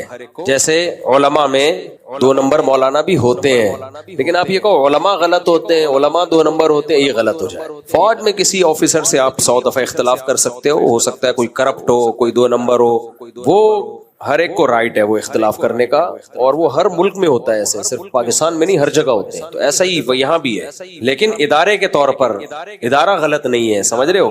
ادارہ غلط نہیں ہو یہ رہا تھا ماضی میں، ادارے کو ہی لوگوں نے اتنا برا بنا دیا تھا کہ گویا فوج میں بھرتی ہونا ہی لوگوں کو شرم آ رہی تھی. اس پہ کچھ فوجی لوگ شرمندہ ہوتے پھر رہے تھے کہ ہم فوج میں کیوں ہیں. یہ غلط ہے، یہ بہت ڈینجرس ہے ملک کے لیے. تو فوج ایک بہت ہی اسٹیبل ادارہ ہے اور بہت ہی آرگنائز ادارہ ہے، بہت پاورفل ادارہ ہے، اور ہر چیز کو انہوں نے مینٹین رکھا ہوا ہے. فوج کو ادارے کو برا مت کہو، اپنے ادارے سے فوج سے محبت کرو. یہ ہمارے ملک کی بقا اسی میں. ہاں انڈیویجولی آپ اختلاف کر سکتے ہو، فلانا ایسا تھا. جیسے میں نے جنرل مشرف کے بارے میں کتنی دفعہ اعتراض کیا ہے، بہت سے کام جنرل مشرف نے بہت غلط کیے. ابھی ان دنوں میں جب جنگ ہو رہی تھی نا، تو کسی نے کہا کہ ایک پوسٹ چلائی کسی نے اور کہا یہ دیکھو ادھر سے ڈرون آ رہے ہیں اور گر رہے ہیں اور یہاں تک پہنچیے، یہ ادھر ہی کیوں نہیں اڑا رہے، یہ کیوں نہیں کر رہے، وہ کیوں نہیں کر رہے. ایسے الٹی باتیں. میں نے کہا خدا کے بندے کچھ خدا کا خوف کرو. ویسے میں نارملی جواب دیتا نہیں لوگوں کو، لیکن میں نے اس کو جواب دیا، اللہ کا خوف کرو. ابھی ملک حالت جنگ میں اور آپ اپنے ہی فوجیوں کی برائیاں کر رہے ہو. یہاں آ کے ڈرون تباہ ہو رہا ہے تو یہ نہیں دیکھ رہے کہ تباہ ہو رہا ہے، دیکھ رہے وہاں سے یہاں آیا کیوں، وہاں سے یہاں آیا کیوں. تو ابھی پازیٹیو چیز کو ہائی لائٹ کرو کہ یار چلو ادھر آ کے ہو گیا، لیکن ہو تو گیا نا تباہ. تو ان کو بڑا غصہ آ گیا، کہتے ہیں آپ بھی تو مشرف کے اتنا خلاف، آپ نے بولا کہ مشرف نے یہ کیا، مشرف نے وہ کیا. تو تنقید کا حق تو ہر ایک کو ہے. میں نے جواب بھیجا، میں نے کہا ابھی اگر مشرف اس جنگ میں لڑ رہا ہوتا نا تو میں مشرف کے خلاف بھی نہ بولتا، یہ موقع نہیں ہے. میں نے کہا اس وقت تو ہم مشرف کے خلاف بھی نہیں بولتے. وہ جب بولا تھا وہ جنگ تھوڑی ہو رہی تھی بھائی، وہ تو پالیسیاں ہیں. کسی بھی انڈیویجول شخص سے آپ کو رائے میں اختلاف ہو سکتا ہے. وہ کہ مشرف نے بھی کچھ پازیٹیو کام کیے ہیں، لیاری وے بنا دیا مشرف نے، ورنہ یہ نہیں بننے کا تھا. ٹھیک ہے نا. جو بھی سندھ میں ڈیولپمنٹ کے کچھ کام ہو گئے، کچھ سندھ حکومت کو بھی کریڈٹ جاتا ہے، کچھ ایم کیو ایم کو جاتا ہے، لیکن کچھ فوجیوں کو بھی جاتا ہے. لیکن بہرحال مشرف نے عمومی طور پر جو کچھ غلط پالیسیاں تھیں جن نے پاکستان کو بہت نقصان پہنچایا ہے. تو انڈیویجول کسی فرد کی رائے سے 100 دفعہ آپ اختلاف کریں، یہ آپ کا، میرا اور آپ سب کا حق ہے. اسی طرح عمران خان کا مسئلہ ہے، کوئی چاہے گا کوئی نہیں چاہے گا، یہ بھی ہمارا ذاتی حق ہے. کوئی کسی کو ہیرو مانتا ہے، کوئی نہیں مانتا. سیاسی اختلافات ہمیشہ ہوتے رہتے ہیں. اس جنگ کو عمران خان سے بھی نہیں ملانا چاہیے. کچھ لوگ کہہ رہے ہیں یہ پی ٹی آئی جو ہے ملک دشمن ہے. نہیں بھائی، پی ٹی آئی میں بھی دونوں طرح کے لوگ ہیں. کچھ لوگوں نے عمران خان کا نام استعمال کر کے ملک دشمنی ظاہر کی ہے، اس کے کندھے پہ رکھ کے بندوق چلائی. اور کچھ ایسے بھی ہیں جو عمران خان کو بھی چاہتے ہیں اور فوج کو بھی چاہتے ہیں، اور کچھ ایسے ہیں جو عمران خان کے اگینسٹ ہیں لیکن فوج کو چاہتے ہیں. تو ہر طرح کا مارکیٹ میں آپ کو مال ملے گا. تو یہ رہنا چاہیے. یہ زندہ قوموں کی ایک نشانی ہوتی ہے، علامت ہوتی ہے. باقی اس بارے میں میری انفرادی رائے کیا ہے وہ میں ممبر پہ نہیں بتاتا، وہ تو ہماری رائے ہے. وہ تو کبھی خوشبو لگا کے آپ آ جاؤ، بے تکلفی ہوگی تو میں بھی بتا سکتا ہوں میری یہ رائے ہے، لیکن وہ غلط بھی ہو سکتی ہے، صحیح بھی ہو سکتی ہے، غلط بھی ہو سکتی ہے. تو اس لیے یہ 2 چیزیں جو ہے نا ذہن میں رکھیں، آئندہ زندگی اسی پہ گزاریں. تو یہ اللہ کا شکر ہو گیا، دشمن کا بہت بڑا مشن ناکام ہو گیا، اور یہ آئندہ کے لیے بچت ہو گئی ہے. یعنی سی این این کی یہ رپورٹ ہے کہ انڈیا پہ جب میزائل حملے داغے ہیں نا، تو انڈیا پہلے ترکی، سعودی عرب اور امریکہ، حالانکہ اس سے پہلے سعودی سفیر آیا تھا، پوری مرحبا کہہ کہ جنگ بندی کی اس نے کوشش کی ہے سعودی سفیر نے. اس رات کو نا بیچارے کا دورہ ناکام ہوا، واپس چلا گیا. مودی نے کہا نہیں جنگ بند کر رہا ہے. پھر جب میزائل داغے الحمدللہ پاکستان نے، تو فوراً سعودی عرب سے مودی نے رابطہ کیا، کائنڈلی واللہ یا شیخ کھجور لے لو، جنگ بند کرا لو. تو واللہ انت طویل القامت الانسانیہ، آپ بہت طویل القامت انسان ہیں، آپ بہت پاورفل ہیں، تو آپ بند کر دو اس جنگ کو. ترکی کے پاس بھی گیا، ایران کے پاس بھی. سی این این کی کیا رپورٹ ہے؟ ہاں یعنی ترکی، سعودی اور امریکہ تینوں ملکوں سے رابطہ کیا، اس میں فوراً جنگ بند کراؤ. تو یار تھوڑا سا تو ڈیلے کر دیتے، ابھی تھوڑا سا تو یار. ہمارا خیال تھا کہ تھوڑی سی جنگ طول پکڑے گی، ہفتہ لگے گا، 2 ہفتے لگیں گے، 1 مہینہ لگے گا. مجھ سے لوگوں نے کہا مفتی صاحب آپ کا کیا تجزیہ ہے؟ میں نے کہا یار یہ جنگ ابھی لگتا ہے بہت لمبی، دونوں طرف سے میزائل داغے جائیں گے، وہ 2 مہینے کے لیے گئے بھائی، سارے سفر وفر کینسل. ابھی 4 چماٹ لگائے یار تم ایک دم سے یار, 2-4 کھینچ کے چپیڑ لگائے, وہ اتنے زوردار, وہ گھوم گیا پورا ایئر بیس اڑا دیا بھائی. تو وہ فوراً ہی اس نے کہا کہ اب ہلکی پھلکی چل رہی ہیں یہ, کیونکہ وہ کیڑے والا لطیفہ ہمیشہ یاد رکھو, کیڑے والا لطیفہ کبھی بھی مت بھولنا. مفتی صاحب, حالت جنگ میں دشمن کی گولہ باری سے آپ کے شہری اور ہلاک املاک کا نقصان ہو تو کیا آپ بھی جواباً وہاں کے معصوم لوگوں کا نقصان کر سکتے ہیں؟ اگر اس حالت میں دشمن مکاری سے دہشت گردی پھیلائے آپ کے ملک میں تو کیا طریقہ ہے؟ یہ ٹھیک نہیں ہے کہ وہ ہمارے بچوں کو مار رہے ہیں تو ہم ان کے بچوں کو ماریں. ہاں یہ ضرور ہے کہ فوجی ٹھکانوں پہ حملہ کیا جائے گا, اس دوران اگر کوئی قتل ہو گیا بچے عورتوں میں تو پھر وہ اس میں گناہگار ہم نہیں ہوں گے. وجہ اس کی یہ کہ یہ جنگ میں یہ اس سے بچنا ممکن ہی نہیں ہے. صحابہ کرام بھی جب حملہ کرتے تھے تو ارادہ نہیں کرتے تھے کہ عورتوں اور بچوں کا قتل ہو, لیکن بعض دفعہ جیسے بستی کو آگ لگا دی ہے تو اس میں کوئی بے گناہ لوگ بھی قتل ہو جاتے تھے. تو جنگ میں یہ ممکن ہی نہیں ہے کہ آپ بم ایسے تمیز سے ماریں کہ دائیں بائیں عوام کا نقصان نہ ہو. تو پاکستان آرمی نے بھی فوجی جو ٹھکانے ہیں ان کو ہدف بنایا, لیکن دائیں بائیں یہ ممکن ہی نہیں ہے کہ عام لوگوں کا نقصان نہ ہو, لیکن عام لوگوں کو ہدف نہیں بنایا, جبکہ مودی نے, انڈیا نے عام لوگوں کو ہدف بنایا. ابھی تو حافظ صاحب نے سبق دیا ہے مودی کو, سبقی اور منزل تو باقی ہے. اچھا, فوج میں ہمارے جتنا مذہب کا رجحان ہے دنیا کی کسی آرمی میں اتنا نہیں ہے. چند سال پرانی بات ہے, کور کمانڈر لاہور کے, مجھے کسی نے بتایا وہ آپ کا بیان بڑے شوق سے سنتے ہیں, ملنا چاہتے ہیں. وہ آن ڈیوٹی تھے, میں نہیں ملا ان سے. تو پھر ہمارے کسی استاذ نے بولا کہ آپ لاہور گئے ہوئے ہو, بڑے نیک آدمی, آپ مل لو. تو پھر میں مل لیا ان سے. اتنی بڑی داڑھی کور کمانڈر کی, حافظ قرآن تھے اور تراویح پابندی سے پڑھاتے تھے. تھوڑی دیر میں ان کا بیٹا آیا, وہ کیپٹن, اس کی بھی اتنی بڑی داڑھی. انہوں نے کہا یہ بھی حافظ قرآن ہے اور پابندی سے تراویح پڑھاتا ہے. تھوڑی دیر میں نے ملفوظات دیکھے ان کی میز پہ, مفتی عبد الرحیم, حضرت مولانا عبد الرحیم رائے پوری رحمۃ اللہ علیہ, وہ نہیں تھے ہندوستان کے ہمارے بزرگوں میں سے. تو میں نے کہا کور کمانڈر صاحب یہ ہم تو سنتے ہیں فوج لبرل سیکولر فوج ہے. تو انہوں نے کہا دیکھ لو بھائی کور کمانڈر ہوں میں. پھر ان کے الفاظ تھے تو, لیکن وہ میں نے آپ کو سنائے نہیں کیونکہ وہ موقع نہیں تھا, آپ یقین نہیں کرتے, اب موقع ہے. تو انہوں نے مجھے ایک بات بتائی, مفتی صاحب فوج کا اسلام سے رشتہ کوئی بھی ختم نہیں کر سکتا, یہ چل نہیں سکتی اسلام سے رشتہ اگر ختم ہو. میں یہ نہیں کہہ رہا فوج میں سیکولر لبرل لوگ نہیں ہیں, مگر آرمی سیکولر نہیں ہے. کچھ لبرل سیکولر لوگ فوج میں آ جاتے ہیں تو وہ ہیں اس میں. اچھا میرے بھائی اتنی زیادہ تعریف نہیں کرواؤ, کل کوئی فوج نے الٹا کام کر دیا تو پھر میں عشاء کے بعد ہی کہتا کہ کوئی الٹا کام کر دیا تو پھر ہم بولیں گے, لوگ بولیں گے مفتی صاحب. تو ہمارے دوست ہیں, انہوں نے بڑی اچھی بات کی, انہوں نے کہا یار ایک اتنا زبردست سیدھا کام کر دیا, 2-4 الٹے اگر کر بھی دے تو اتنی بڑی پرابلم ہے نہیں. ایسا خاندانی کام کر دیا ہے نا کہ پرانے چند خون معاف کر دو. کیا خیال ہے بھائی؟ آپ کا بیٹا تھا, وہ کیا کرتا ہے, آپ کی بات نہیں مانتا, نالائق بیٹا ہے. آپ بولتے ہو بیٹا یہ کرو, نہ کما کے دے رہا ہے نہ یہ کر رہا ہے, اور دوسرا بڑا فرمانبردار, جی ابو, جب بھی آپ بلا رہے ہیں جی ابو میں حاضر ہوں. ایک دن کیا ہوا, کوئی دشمن آیا آپ کو پکڑ کے کوٹنے لگا. اب وہ جو جی ابو والا تھا وہ بھاگ گیا, اور یہ جو نالائق بیٹا تھا یہ آیا اور اس نے اپنی جان پہ کھیل کے آپ کو بچا لیا. اب وہ جو دوسرا ہے نا وہ آئے گا تھوڑے دن میں, جی ابو آپ رکھ کے چپیڑ لگاؤ گے اس کو. آپ بولو گے یار اس نے جتنا میرے ساتھ برا سلوک کیا یہ سب کیا ہے, معاف. کام ایسا کر لیا نا خاندانی, بیٹا اس وقت تو یہ کام آیا. تو بھائی ہماری فوج اچھی ہو بری ہو ٹھیک ہے, آپ سیاسی اختلاف کرو, لیکن یہ جو کام خدا کی قسم ایسا 4 گھنٹے میں جو خاندانی کام کر کے دکھا دیا نا, جو پائلٹ اڑے ہیں اور جو فوجیوں نے ویڈیو ریکارڈ کروا کے بارڈر پہ گئے ہیں, کہیں سے بھی بزدلی نہیں دکھائی. ماں کو خطاب کر کے جا رہے ہیں کہ میری لاش آئے تو جھنڈے میں لپیٹ کے دفن کرنا. یہ جو رسپانس دیا ہے نا, اور ISPR نے بڑے تمیز سے, کوئی افراتفری نہیں کہ وہ جیسے انڈیا کا میڈیا وہ گدے پہ کلابازیاں کھا رہا ہے, وہ پاکستان کا یہ کر دیں گے, پھر ادھر سے وہ بڑی اچھی میوز بنی ہے نا اس پہ, تو یہ کر دیں گے یوں کر دیں گے, کلابازیاں کھا رہے ہیں وہ.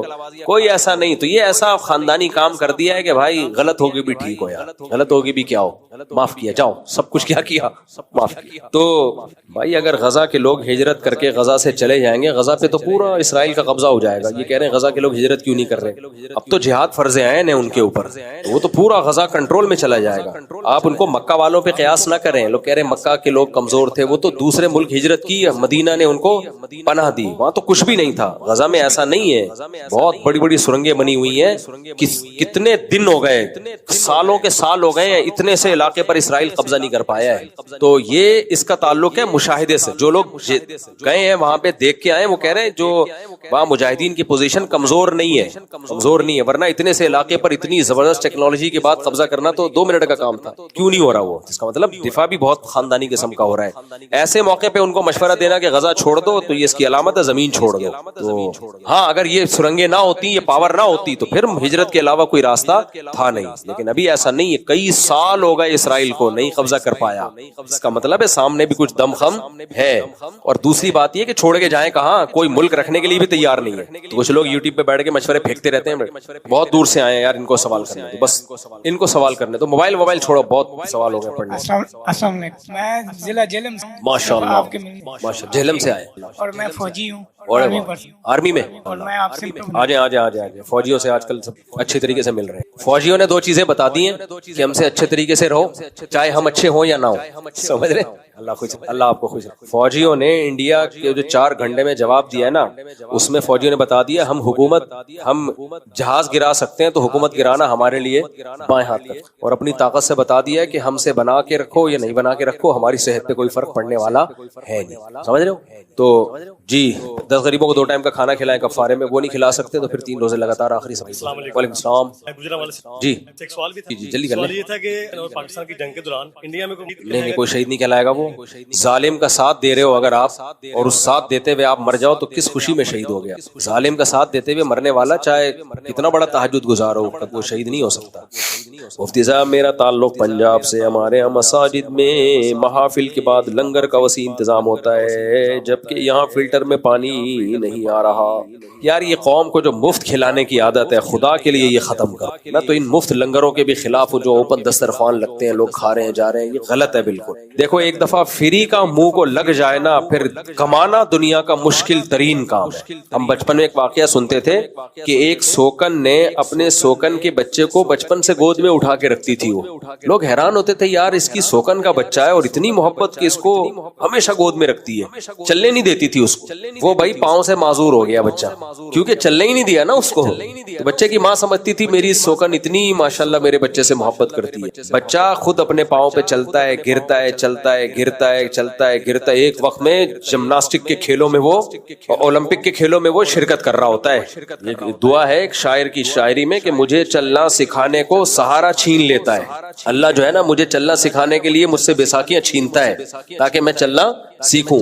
تو سب سے بڑی دشمنی کسی سے نکالنی ہو نا آپ نے، جس میں آپ بدنام بھی نہ ہو اور آپ اس کی ایسی کی تیسی کر دیں، فری میں کھلانا شروع کر دیں اس کو. تھوڑے دنوں میں خدا کی قسم اس کو کمانا دنیا کا سب سے مشکل کام لگے. بھکاریوں کو دیکھو نا آپ. میں افریقہ میں کئی دفعہ جا چکا ہوں، پھر میرا افریقہ کا انشاءاللہ سفر ہونے والا ہے. افریقہ میں ہم نے کیا دیکھا، وہاں گھروں میں ماسیاں آتی ہیں، ملازم آتے ہیں، جو غریب ملکوں کی بات کر رہا ہوں افریقہ کی. تو وہاں جو انڈین پاکستانی لوگوں نے جن ملازمین کو اپنے پاس رکھا ہوا ہے بہت تھوڑی تنخواہوں پہ رکھا ہوا ہے. میں نے ان سے کہا یار آپ اتنی کم تنخواہیں دیتے ہو، تنخواہ بڑھاتے کیوں نہیں؟ یعنی پاکستان کے منتھلی 8-10 ہزار روپے آپ سمجھ لو وہ وہاں کے بنتے ہیں جو وہ تنخواہیں پہ ان کو ملازم رکھا ہوا ہے. کہتے ہیں مسئلہ ان لوگوں کے ساتھ یہ ہے کہ ہم 2 وجہ سے تنخواہ نہیں بڑھاتے. ایک تو چوریاں بہت کرتی ہیں ماسیاں ان گھروں میں، سب نہیں، ظاہر ہے سب پہ کوئی حکم لاگو نہیں ہوتا، تو وہ ان کے پورے کر لیتے ہیں. وہ یہاں سے ہمارے گھروں سے یہاں سے پیاز اٹھا لیا، ٹماٹر اٹھا لیا، تو کہہ رہے ہیں یہ روک ہی نہیں سکتے ہم ان کو. جس کو ہاتھ صاف کرنے کا موقع ملتا ہے وہ ہاتھ صاف کرتا ہے. تو ہم کہتے ہیں یار 10 تو تنخواہ ہے، باقی 25-30 اس نے ویسے کما لیے ہوں گے. کہتے ہیں ان کو نہیں روک سکتے. دوسرا مسئلہ یہ ہے، کہہ رہے ہیں ان کمبختوں کو آپ جتنا اضافی دو گے نا یہ رہتے غریب کے غریب ہی، کیونکہ یہ فوراً شراب کباب میں غیر مسلم زیادہ ہیں اور بڑے عیاشیوں میں لگایا ہوا ہے ان کو. جو کچھ ملک ایسے ہیں افریقہ میں ان کے حکمران بہت کرپٹ ہیں، بہت کرپٹ ہیں، تو وہ اپنی قوم کو پڑھنے نہیں دیتے، شراب کباب میں لگایا ہوا ہے، چرس میں، ہیروئن میں، کہ تاکہ ہم عیاشی کرتے رہیں. کہہ رہے رزلٹ اس کا یہ نکلا ہے کہ اب ان کو نشے کی ایسی عادت پڑ گئی ہے، آپ ان کو 1 کروڑ روپے بھی دو گے نا یہ انویسٹ کر کے بزنس نہیں کریں گے اس سے. یہ اس دفعہ چرس زیادہ پیئیں گے، شراب زیادہ پی لیں گے نائٹ کلبوں میں. اور نائٹ کلب کی حالت کیا ہے، ہم روڈ پہ جاتے جاتے نائٹ کلب نظر آتے تھے ہمیں. وہ نائٹ کلب سے ہمارے انڈا موڑ کا ہوٹل زیادہ اچھا ہے. کچے میں منجی ونجی ڈلی ہوئی ہے، ادھر ہی کچی شرابیں بک رہی ہیں، اور وہ بیچاری غریب عورتیں وہ کوئی ناچ واچ رہی ہیں. وہ ویسے ہی نائٹ کلب آپ کو، یہ جو ہوٹل ہے نا ہم لوگ کے پیالہ ہوٹل اور یہ چائے کے ہوٹل، یہ زیادہ اچھے ہیں. تو غریبوں کے نائٹ کلب ایسے ہی ہوتے ہیں. جو غریب ملک ہیں افریقہ کے ان کی بات کر رہا ہوں میں. تو نے کہا ان کے حکمران اتنے کرپٹ ہیں, اتنا گولڈ نکل رہا ہے یہاں سے, سارا حکمرانوں کی باہر ملکوں سے ڈیلنگ ہوتی ہے کہ یار ہم کھائیں گے تم کھاؤ گے, قوم کو ہم نے شراب کباب میں لگا دیا. تو وہاں کے کرپٹ حکمرانوں نے یہ کام کیا ہے جس کا نتیجہ کہتے ہیں یہ ہے کہ چور بھی ہیں, نشہ بھی کرتے ہیں. ہم اب طرز کھا کے ڈبل تنخواہ کریں تو کوئی فائدہ نہیں ہے. یہ اس دن شراب کی بوتلیں زیادہ پی لیں گے, اگلے دن ویسے کے ویسے ہی رہیں. تو ان کو عادت ایسی پڑ گئی ہے. اب بتاؤ ان کی حکومتیں اپنی عوام کی بہت بڑی دشمن ہوئی کہ نہیں ہوئی؟ کیونکہ حکومت نے کرنے کچھ نہیں دیا, شراب کباب عام کر دیا اور نشے میں ڈال دیا ان کو. تو اسی طرح جیسے نشہ چرس کا ہوتا ہے, ہیروئن کا ہوتا ہے, ایسے بھیک کا بھی ایک نشہ ہوتا ہے. یہ چرس اور ہیروئن سے زیادہ خطرناک ہوتا ہے. انسان کی جب خودداری ختم ہو جائے نا, خودداری ایک اللہ نے انسان میں رکھی ہے, کسی کے سامنے ذلیل ہوتا ہوا وہ اس کو بہت برا لگتا ہے کہ میں ذلیل ہو جاؤں, سوائے مودی سرکار کے اس کو بالکل لگتا ہے ابھی عقل ٹھکانے آئی نہیں ہے, آ جائے گی انشاءاللہ. تو انسان کو بہت برا لگتا ہے کسی کے سامنے ذلیل ہوتا ہوا. ہمارے حضرت اکثر ایک واقعہ سنایا کرتے تھے کہ پرانے زمانے میں عربوں میں کوئی حکومت تھی, تو ایک ہندوستان سے ایک شخص گیا, بیچارہ غریب تھا, تو وہاں شہزادے کے پاس گیا. تو شہزادے نے اس کی بڑی مدد کی, بہت پیسہ دیا, بڑی زبردست پرتکلف دعوت کی. تو اس ہندوستانی نے اس شہزادے کو کہا کہ کبھی ضرورت ہو تو ہماری بھی جھونپڑی میں آنا, یہ میرا ایڈریس ہے, کبھی ہندوستان آنا. اس شہزادے نے کہا یار ہم شہزادے لوگ ہیں, ہمیں کیا ضرورت تیری جھونپڑی کی اور تیرے پاس آنے کی. اس نے کہا نہیں یار, حالات کا کچھ پتہ نہیں ہوتا, کبھی موقع ملے تم نے مجھے اتنی عزت دی, میرا اتنا تم نے خیال کیا, رسپیکٹ دی, تو کبھی مسئلہ ہو آنا ضرور. اس نے رکھ لیا اس کا ایڈریس اپنے پاس. حالات نے پلٹا کھایا, بغاوت ہو گئی. جب بغاوت ہوتی ہے آپ کو پتا ہے بادشاہ روڈوں پہ آ جاتے ہیں. تو یہ شہزادہ بھاگا اپنے ملک سے, قتل کا خوف تھا اس کو, ہندوستان آیا, کوئی ٹھکانہ نہیں دے رہا. اس کو خیال آیا یار ایک بندہ تھا ہندوستان میں جس نے مجھے ٹھکانہ دیا تھا, تو آج چلو اس کے پاس چلتے ہیں. بھوکا بے لباس ہو کے قسم پرسی میں اس کے گھر پہنچا. اس نے کہا کون بھائی؟ اس نے کہا میں وہی شہزادہ ہوں جس نے تجھے رکھا تھا, تو نے کہا تھا کبھی ضرورت پڑی تو آ جانا. تو میرا تو خیال نہیں تھا کہ ضرورت پڑے گی, لیکن پڑ گئی ہے, کیا کریں. اس نالائق نے ایک شعر پڑھا فارسی میں, وہ فارسی میں شعر تھا, ہمارے حضرت وہ شعر پڑھتے تھے, اب مجھے وہ شعر تو یاد نہیں ہے. اس کا ترجمہ یہ بنتا ہے, دیکھ یار ضرورت کیسے بڑے بڑے شیروں کو بھی کتا بنا دے, یعنی توہین کا ایک شیر نر کو بھی گیدڑ بولا یا کتا بولا نا, شیر نر کو بھی کیا بنا دیتی ہے, کتا بنا دیتی ہے. آج تو میرے در پہ آ گیا, یعنی بڑا برا لفظ اس نے استعمال کیا, اور پھر کہا آ جاؤ بیٹھو کھاؤ پیو. یہ تھا تو شہزادہ نا. اس نے کہا کہ جو ضرورت شیر نر کو گیدڑ یا کتا بنائے نا, اس ضرورت پہ میں 100 جوتے مارتا ہوں. میں شیر نر ہوں, شیر نر ہی رہوں گا, حالانکہ بھوکا ہے, بے لباس ہے, نہ کوئی ٹھکانہ ہے. پھر کہتا ہے شیر نر جتنا بھی بھوکا ہو رہتا وہ کیا ہے, شیر ہی رہتا. حضرت فرمایا کرتے تھے, اب وہ ہندوستانی اس کے پاؤں میں گر گیا, یار میں نے تو ویسے ہی مذاق میں کہہ دیا تھا. اس نے کہا نہیں بھائی, شیر نر کیا ہوتا ہے. تو خودداری بہت بڑی چیز ہے. خوددار انسان جو ہے نا وہ بھوک سے مر جائے گا, وہ اپنی بے عزتی برداشت نہیں کرتا. تو حضرت فرماتے تھے تھا شہزادہ نا. اس نے کہا نہیں بھائی ہم شہزادہ ہی رہیں گے, یعنی ذہن ہمارا شہزادوں جیسا رہے گا. حضرت فرماتے تھے کتنا خبیث نکلا وہ آدمی جس نے اس کو پناہ دی. اور ایسے میں کیا عزت رہ جاتی ہے کہ یار تم ذلیل کر کے اگلے کو کھلا رہے. وہ اس پہ ایک اور واقعہ یاد آیا مجھے کہ ہمارے حضرت فرمایا کرتے تھے جو تیجے کے کھانے ہوتے ہیں نا, تیجے کے کھانے, ایک آدمی کو کسی نے بتایا کہ یہ تیجے کا کھانا بدعت ہے, اور اس کے بھی یہ خیال تھا کہ یار میرے باپ کا انتقال ہو گیا, میں اپنے گھر میں جمع کر کے لوگوں کو مرغے کھلاؤں, مجھے اچھا بالکل نہیں لگ رہا, میں باپ کے غم میں رو رہا ہوں, لیکن اگر میں نہیں کھلاؤں گا تو لوگ کہیں گے مر گیا مردود, نہ فاتحہ نہ درود. اب لوگوں کے تانوں سے بچنے کے لیے اس نے کہا چلو یار پارٹی کرتے ہیں. پھر سب کو بلایا, لیگ پیس, چیسٹ, بڑی بڑی بوٹیاں قورمے میں سب کے سامنے رکھی. اب غم تو اس کو ہے باپ کے مرنے کا نا, اور گھر میں کیا چل رہے ہیں, قورمے. اس نے کہا ان بغیر تو ایک دفعہ غیرت تو دلاؤ نا, پھر کیوں کھلاؤ. تو اس نے کہا جب ہمارے حضرت پورا واقعہ سناتے تھے, ایسے لوگ لیگ پیس پکڑ کے نا ابھی دانت کے قریب لے کے گئے. تو حضرت فرماتے تھے اس نے لوگوں سے کہا ایک منٹ اسٹاپ, رکو. لوگوں کی دیکھو اسٹائل یہ ہے, ایک منٹ رکو. تو میں نے کہا کیا مسئلہ ہے. اس نے کہا دیکھو میرے باپ کا انتقال ہوا جس کے ساتھ میری زندگی گزری, میں اتنا غم میں ہوں, خدا کی قسم مسور کی دال کا نوالا بھی نہیں کھایا جا رہا, اور تم میرے گھر آ گئے مرغے کھانے کے لیے بغیر, تو تمہیں شرم نہیں آتی. چلو بسم اللہ کرو. اچھا یہ پہلی دفعہ میں مزہ نہیں آتا, اس کو ریپیٹ کرنا پڑتا ہے. اس اسٹائل پہلی دفعہ میں تو ٹون بنتی ہے, ٹیسٹ گین ہوتا ہے, لطیفے کا جو ٹیسٹ ہے نا وہ کیا ہوتا ہے, گین ہوتا ہے. مزہ دوسری دفعہ میں آتا ہے. اب وہ سب بوٹیاں لے کے دانتوں کے قریب گئے ہوئے ہیں, اور یہ اس نے کہا کہ دیکھو میرے باپ کا انتقال ہوا ہے, مجھے بڑی محبت تھی اپنے باپ سے، رو رو کے برا حال ہو گیا ہے، مسور کی دال میرے حلق سے نہیں اتر رہی ہے اور تم میرے گھر مرغے کھانے کے لیے آ گئے ہو، تمہیں شرم نہیں آتی بغیر تو؟ بسم اللہ کرو۔ اب بتاؤ کوئی غیرت مند آدمی 10 وقتوں کا بھی بھوکا ہو کھائے گا؟ لوگ کہنے کا کم بخت تو نے کھانے کے قابل چھوڑا کھائے، لیکن حضرت فرمایا کرتے تھے کہ آج کا کوئی ہوتا نا وہ کہتا ہاں ہم ہیں ہی بغیر، کھا لیتا ہوں۔ وہ کہتے تو جو مرضی بول بھائی، بغیرت بول۔ جیسے ایک آدمی کو کسی نے کہیں رشتہ تلاش کر رہا تھا، وہ تو ایک صاحب نے کہا کہ رشتہ ہے لڑکی کا لیکن گھر داماد بننا پڑے گا، یعنی تمہارا سارا خرچہ سسر اٹھائے گا، گھر بھی وہ دے گا، گیس کا بل بھی وہ، یعنی بیوی کے ساتھ اس کے باپ کے گھر میں رہنا پڑے گا۔ کہتے ہیں گھر داماد، یہ بےغیرتی قبول ہے۔ جب اس کے بینیفٹ سوچے نا اس نے، یار بےغیرتی تو پرلے درجے کی ہے، فائدے کتنے ہیں اس کے؟ جب فائدہ پہ نظر کی کہتا ہے قبول۔ تو حقیقت یہ کسی سے آپ غیرت چھین لو پھر جو مرضی کرواؤ اس سے۔ تو جب آپ نے ایک دفعہ ہاتھ پھیلا لیا نا، آپ کی خودداری ختم، خودداری ختم ہو گئی آپ کی۔ جب خودداری ختم ہے، اب آپ کچھ کرنے کے، ہم جو کچھ کرتے ہیں نا وہ خودداری کی وجہ سے تو کرتے ہیں کہ کھلانا اچھا لگتا ہے یار، بچوں کو کھلائیں، گھر والوں کو کھلائیں، دوستوں کو کھلائیں۔ اب دوستوں کی دعوت میں جا رہے ہو، ہمیشہ وہی پیسے دے رہے ہیں، آدمی کو ایک دن شرم آتی ہے یار کبھی میں بھی پیسے دے دوں، کبھی میں بھی پیسے دے دوں۔ وہ یاد ہے ہمارے دوست ہر تھوڑے دن میں نہاری پہ لے جاتے تھے، ہمیں بھی نہاری کے عاشق تھے ہم، اور میری آمدن بہت کم تھی ان دنوں میں، اب 4-6 دفعہ ہو گیا مجھے شرم آئی یار یہ کیا فری پھوکٹ کی عادت پڑ گئی ہے۔ اللہ کا فضل کہ کہیں سے نا میں نے کہیں نکاح پڑھایا تو بعض لوگ جوش میں آ کے بڑے رقم دے دیتے تھے، اس زمانے میں 5000 بھی بڑی رقم ہوتی تھی۔ ایک دن ایک صاحب جوش میں آئے 5000 دے دیے، میں نے کہا بھائی میرے نکاح کی فیس، میں نے اس وقت کوئی فیس ہی نہیں رکھی ہوئی تھی، میں نے کہا نہیں کہنا، میں نے فوراً ان دوستوں کو لے گیا نلی نہاری۔ اچھا وہ کہہ رہے ہیں یار مفتی صاحب آپ اس لیے تو نہیں کھلا رہے کہ 2-4 دن سے ہم کھلا رہے ہیں آپ کو؟ تو میں نے ان کو نہیں کہا کہ میں اس لیے کھلا رہا ہوں کہ 2-4 دن سے میں فری، کیونکہ دوستوں میں یہ ہے نا پھر یہ پھر وہ کہتے ہیں کہ بھائی یہ تو ہماری انسلٹ ہے۔ تو لیکن میرے دل میں یہی تھا، مجھے اچھا نہیں لگ رہا یار، 3-4 ہو گئے فری پھوکٹ کا کھاتے ہوئے، برا لگ رہا ہے یار، یا تو کھلاؤ ورنہ کھانا بھی چھوڑ دو، پھر ورنہ کھانا بھی چھوڑ دو۔ ابھی یہی ہوا تھا پچھلے سال، فلاں دوست کا ولیمہ وہاں جا رہا ہوں، تصویر ڈال رہے ہیں، فلاں دوست کا ولیمہ، آپ منع کرو تو ناراض ہوتے ہیں۔ ایک ہفتے میں میری تصویریں آ رہی ہیں، ایک دن لیگ پیس میرے ہاتھ میں، ایک دن چیسٹ میرے ہاتھ میں، ایک دن جو ہے نا وہ پیس ہی پیس آ رہے ہیں۔ میں نے کہا یار ہمارا امیج دنیا کے سامنے کیا جا رہا ہے؟ میں نے کہا دوستوں کو ناراض کر دو، ولیمے میں جانا چھوڑ دو، کیونکہ ہمارے دوست یاریاں اتنی ہے نا کہ اب روز ہی جاتے ہیں نا، تھوڑی ہو سکتا ہے یار اتنا۔ لوگ بھی بولیں گے مولوی صاحب کے پاس کھانے کے علاوہ کوئی کام نہیں ہے اور کاموں کا بھی نقصان ہو رہا ہے، تو اس لیے خودداری سب سے پہلی چیز ہے بھائی، خودداری۔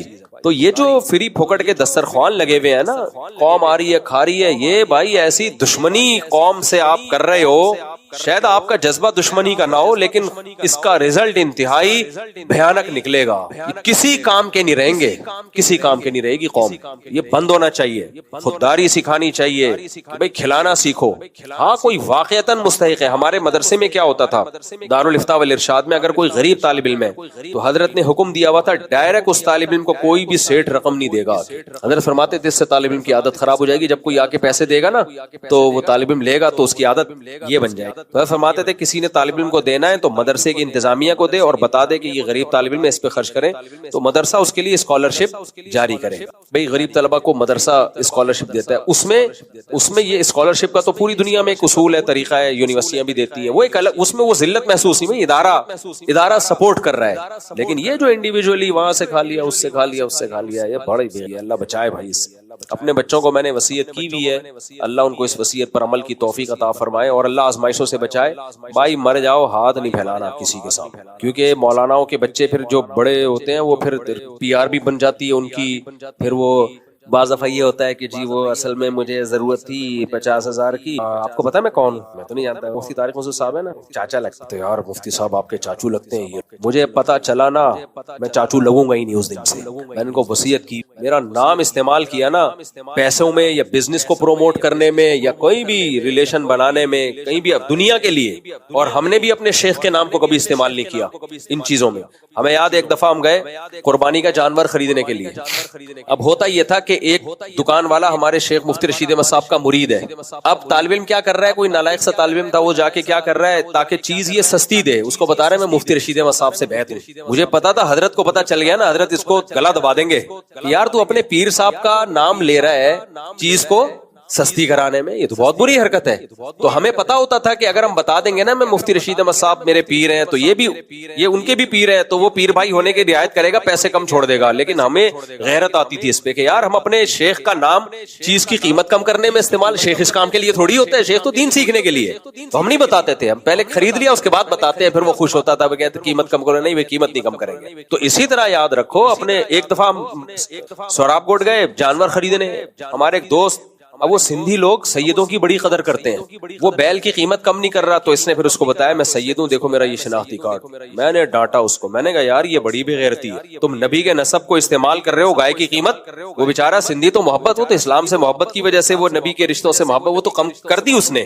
میں نے کہا یار یہ غیرت کے خلاف ہے، نبی صلی اللہ علیہ وسلم کے نسب کو آپ استعمال کر رہے ہو تاکہ گائے کی قیمت کیا ہو جائے، کم ہو جائے. لیکن غیرت دیکھو ایسی چیز ہے جو سمجھانے سے سمجھ میں نہیں آتی، محسوس ہوتی ہے.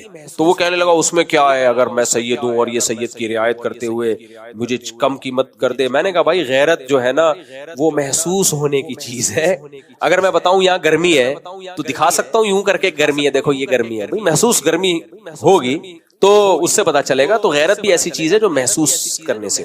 تو کبھی بھی اپنے بڑوں کا، بزرگوں کا یا کوئی ریلیشن اپنے دنیاوی چیز میں آپ استعمال مت کریں، یہ غیرت کے خلاف ہے. آپ کا اگر کسی بزرگ سے، عالم سے تعلق ہے تو اس تعلق کو صرف دین کے لیے آپ استعمال کرو، اپنی دنیا کے لیے کبھی بھی استعمال مت کرو، یہ غیرت کے خلاف ہے. اچھا میرے بھائی، ہمارے مساجد میں لنگر، ہاں تو فری لنگر تقسیم ہوتا ہے، لنگر کا لنگر نکال دیا آج میں. ہمارے ہاں کیا ہوتا تھا جب میں 2006 میں ادھر آیا نا تو مسجد میں افطاری آتی تھی بچوں کے لیے رمضان میں. اب اس میں میں دیکھتا تھا میرے بھی ایک دو بچے کھسک کے ان کو میں نے ڈانٹا، گھر میں افطاری کرو. ہاں کہیں اجتماعی افطاری ہے، سب آ رہے ہیں تو ایک الگ بات ہے. تو یہ چیزیں ابھی سے کنٹرول کرنی چاہیے بچوں کے اوپر، سب کو چاہیے، میرا بھی فرض بنتا ہے، آپ کا بھی فرض بنتا ہے، سب چیزوں پہ بڑا کنٹرول کرنے کی ضرورت ہے. آپ سے عرض گزارش ہے کہ اللہ تعالیٰ کن اعمال کی وجہ سے ناراض ہوتا ہے، کن اعمال کی وجہ سے راضی ہوتا ہے. اللہ ناراض ہوتا ہے گناہ کرنے سے، گناہ، اور اللہ خوش ہوتا ہے نیکی کرنے سے. ہم نہ گناہ کو چھوڑتے ہیں نہ نیکی کرتے ہیں، ہم صرف باتوں سے اللہ کو خوش کرنے کی کوشش کرتے ہیں. تو جتنے بھی کبیرہ گناہ ہیں ان کو چھوڑ دیں، فرائض واجبات پورے کر لیں. مفتی صاحب، ابے بھائی عدنان گل اور شمعون گل آپ سے ملاقات کے خواہاں ہیں لیکن مل نہیں سکتے، آپ کو سلام کا دل سے. علیکم وعلیہم السلام. عرض ہے کہ کئی لوگوں کا کہنا ہے کہ جو کیا لکھا ہوا ہے یار، جو پیپر ہوئے ہیں یہ صفری جادو کرتے ہیں، کیا یہ جائز ہے؟ اور اگر جادو ہو جاتا ہے اور جب اس آدمی کو ہسپتال میں لے جایا جاتا ہے تو وہاں رپورٹ درست ہوتی ہے، جب گھر واپس آتے ہیں تب یہ دوبارہ خراب ہو جاتی ہے. دیکھو جو دماغی بیماریاں ہوتی ہیں نا ان میں رپورٹیں کلیئر ہی آ رہی ہوتی ہیں، سمجھ رہے ہو؟ تو اس کا علاج یہ ہے ہی نہیں کہ ڈاکٹر کے پاس لے کے جاؤ، اس کا علاج ہے کہ سائیکیٹرسٹ کے پاس لے کر آؤ یا سائیکولوجسٹ کے پاس لے کر، اور احتیاطاً سورہ فلق سورہ ناس پڑھ کے دم بھی کرتے رہو کہ بالفرض اگر جادو ہوا تو وہ بھی ٹھیک ہو جائے گا. میں منع کرتا ہوں عاملوں کے پاس نہ جاؤ. میرے بریلوی دوستوں کا کہنا ہے کہ آپ بیان میں اللہ تعالیٰ کو اللہ میاں کہتے ہیں، وہ کہتے ہیں اللہ میاں کہنا ناجائز ہے. ایسا کچھ نہیں ہے، بریلوی علماء بھی اللہ میاں کہہ دیتے ہیں، اس میں کوئی حرج. مفتی صاحب کیا حضور صلی اللہ علیہ وسلم کی قبر کے پاس آج تک کوئی گیا ہوگا؟ اصل قبر شروع میں جاتے تھے لوگ، لیکن پھر حضرت عمر بن عبدالعزیز کے دور میں اور بعد کے خلفاء کے دور میں اس کو آہستہ آہستہ کورڈ کر لیا گیا. اب جانا ممکن نہیں ہے. قبر کی حفاظت کے لیے ایسا کیا گیا کیونکہ اسلام دشمنوں نے کوشش کی ہے نبی صلی اللہ علیہ وسلم کے جسد اطہر کو نکالنے کی سرنگ بنا کے. دیکھو ان کو بھی یقین ہے کہ نبی کا جسم سلامت ہے، تبھی انہوں نے کوشش کی، اور اس پر پوری امت کا اجماع ہے کہ انبیاء کے جسم کو زمین نہیں کھاتی ہے. بہت سے شہداء کو تو ہم نے دیکھا ہے ایک ایک ہفتے بعد لاشیں دیکھی ہیں بالکل فریش تھیں، لیکن شہید میں یہ یقینی نہیں ہے، انبیاء میں یقینی ہے. حضرت علی کی قبر کہاں ہے؟ واللہ اعلم. کوفہ میں کہا جاتا ہے، مجھے معلوم نہیں. مفتی صاحب کیا پگڑی پر جائیداد رہنے سے جائز نہیں ہے؟ پگڑی پہ معاملات ناجائز ہیں، حرام ہے. یہ نظر نہیں آ رہا، بہت ہلکا لکھا ہوا ہے، چشمہ لگانا پڑے گا، بےزتی ہوتی ہے اس سے. مفتی صاحب میرا نام اظہر، بہت لمبا لیٹر لکھا ہوا ہے پورا میرے بھائی. یہ اگر کوئی سوال ہے دارالفتہ میں جمع کرا دیں، چھوٹے چھوٹے سوال پوچھا کریں. یہاں پر جہاں رشتہ ہوا ہے اس لڑکی کو بچپن میں میری والدہ نے ایک دفعہ دودھ پلایا تھا کسی ایمرجنسی میں، اگر اگر 2 سال سے کم عمر میں اس کو دودھ پلایا تھا، آپ کو یقین ہے، تو اب آپ اس سے نکاح نہیں کر سکتے۔ مفتی صاحب میں خبریں سنتا ہوں یا کوئی معلوماتی ویڈیو دیکھتا ہوں تو عورت آ جاتی ہے، آج کل اس سے بچنا ناممکن ہے۔ آپ خبریں سنیں، کوئی معلوماتی ویڈیو دیکھیں، عورتیں آ جاتی ہیں، تو اب اس میں ایک حل یہ ہے کہ بالکل ہی دنیا سے کنارہ کشی اختیار کر لو۔ صرف میڈیا کی بات نہیں، آپ دفتر میں جاؤ گے وہاں کوئی انٹی آ جائیں گی، آپ بینک میں جاؤ گے ہو سکتا ہے کوئی انٹی بیٹھی ہوئی ہو جو آپ کو پیسے دے رہی ہو، تو اب آپ پیسہ ہی نہیں لو، گھر آ جاؤ۔ تو اب یہ مجبوری ہے، ابتلا ہے، تو اس میں آپ اپنے دل کی حفاظت کریں، جہاں ضرورت ہو دیکھنے کی دیکھ لیں دل کی حفاظت کے ساتھ، اور جہاں دیکھنے کی ضرورت نہ ہو تو نظر کی حفاظت کریں۔ تو نظر کی حفاظت یہ ایک دفعہ کرنا پڑتا ہے انسان کو اپنی خواہش پہ کنٹرول، اس کے بعد یوز ٹو ہو جاتا ہے۔ جو لوگ یورپ امریکہ جاتے ہیں نا، وہ بتاتے ہیں کہ ہم جب فرسٹ ٹائم آئے یہاں پہ تو اس طرح ادھورے لباس میں اور لڑکیوں کو دیکھتے تھے، بہت جذبات بھڑکتے تھے، لیکن کہتے ہیں ہم نے اپنے دل پہ کنٹرول کیا، کسی برائی کی طرف نہیں گئے، اب ہم یوز ٹو ہو گئے، اب ہمیں یہ اس طرح کی بے لباس عورتیں دیکھ کے ایسے جذبات بھڑکتے نہیں ہیں۔ لیکن وہ خود ہی بتاتے ہیں جو برائیوں میں پڑ گئے وہ برباد ہو گئے۔ تو اسی طرح سوشل میڈیا پہ آپ اپنے دل کو کنٹرول میں رکھیں، نیوز اینکر ہے تو نیوز سننے کی حد تک ہی رکھیں، اس کے خد و خال کو گھر گھر کے نہ دیکھیں کیسی لگ رہی ہے وہ۔ مفتی صاحب میں خبریں سنتا ہوں، ہو گیا میرے بھائی، سنتے خبریں تو اکیلا نہیں سنتا۔ ایک سوال ہے، اگر سنت پر عمل کرنا انتہائی اہم ہے تو پھر وہ فرض کیوں نہیں ہے؟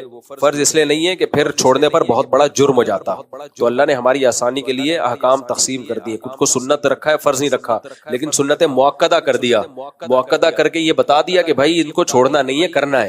ہاں ان کو چھوڑو گے تو وہ گناہ نہیں ملے گا جو فرض چھوڑنے پر ہوتا ہے، تو اس لیے مؤکدہ کر دیا، ان کو تاکید کر دی اس کی۔ آپ جب مدارس سے فتویٰ لینے کی بات کرتے ہو، بزرگوں کے واقعہ سناتے ہیں، تو اپنے لوگوں کی ہی بات کرتے ہو، بریلوی اہل حدیث کا ذکر کیوں نہیں کرتے؟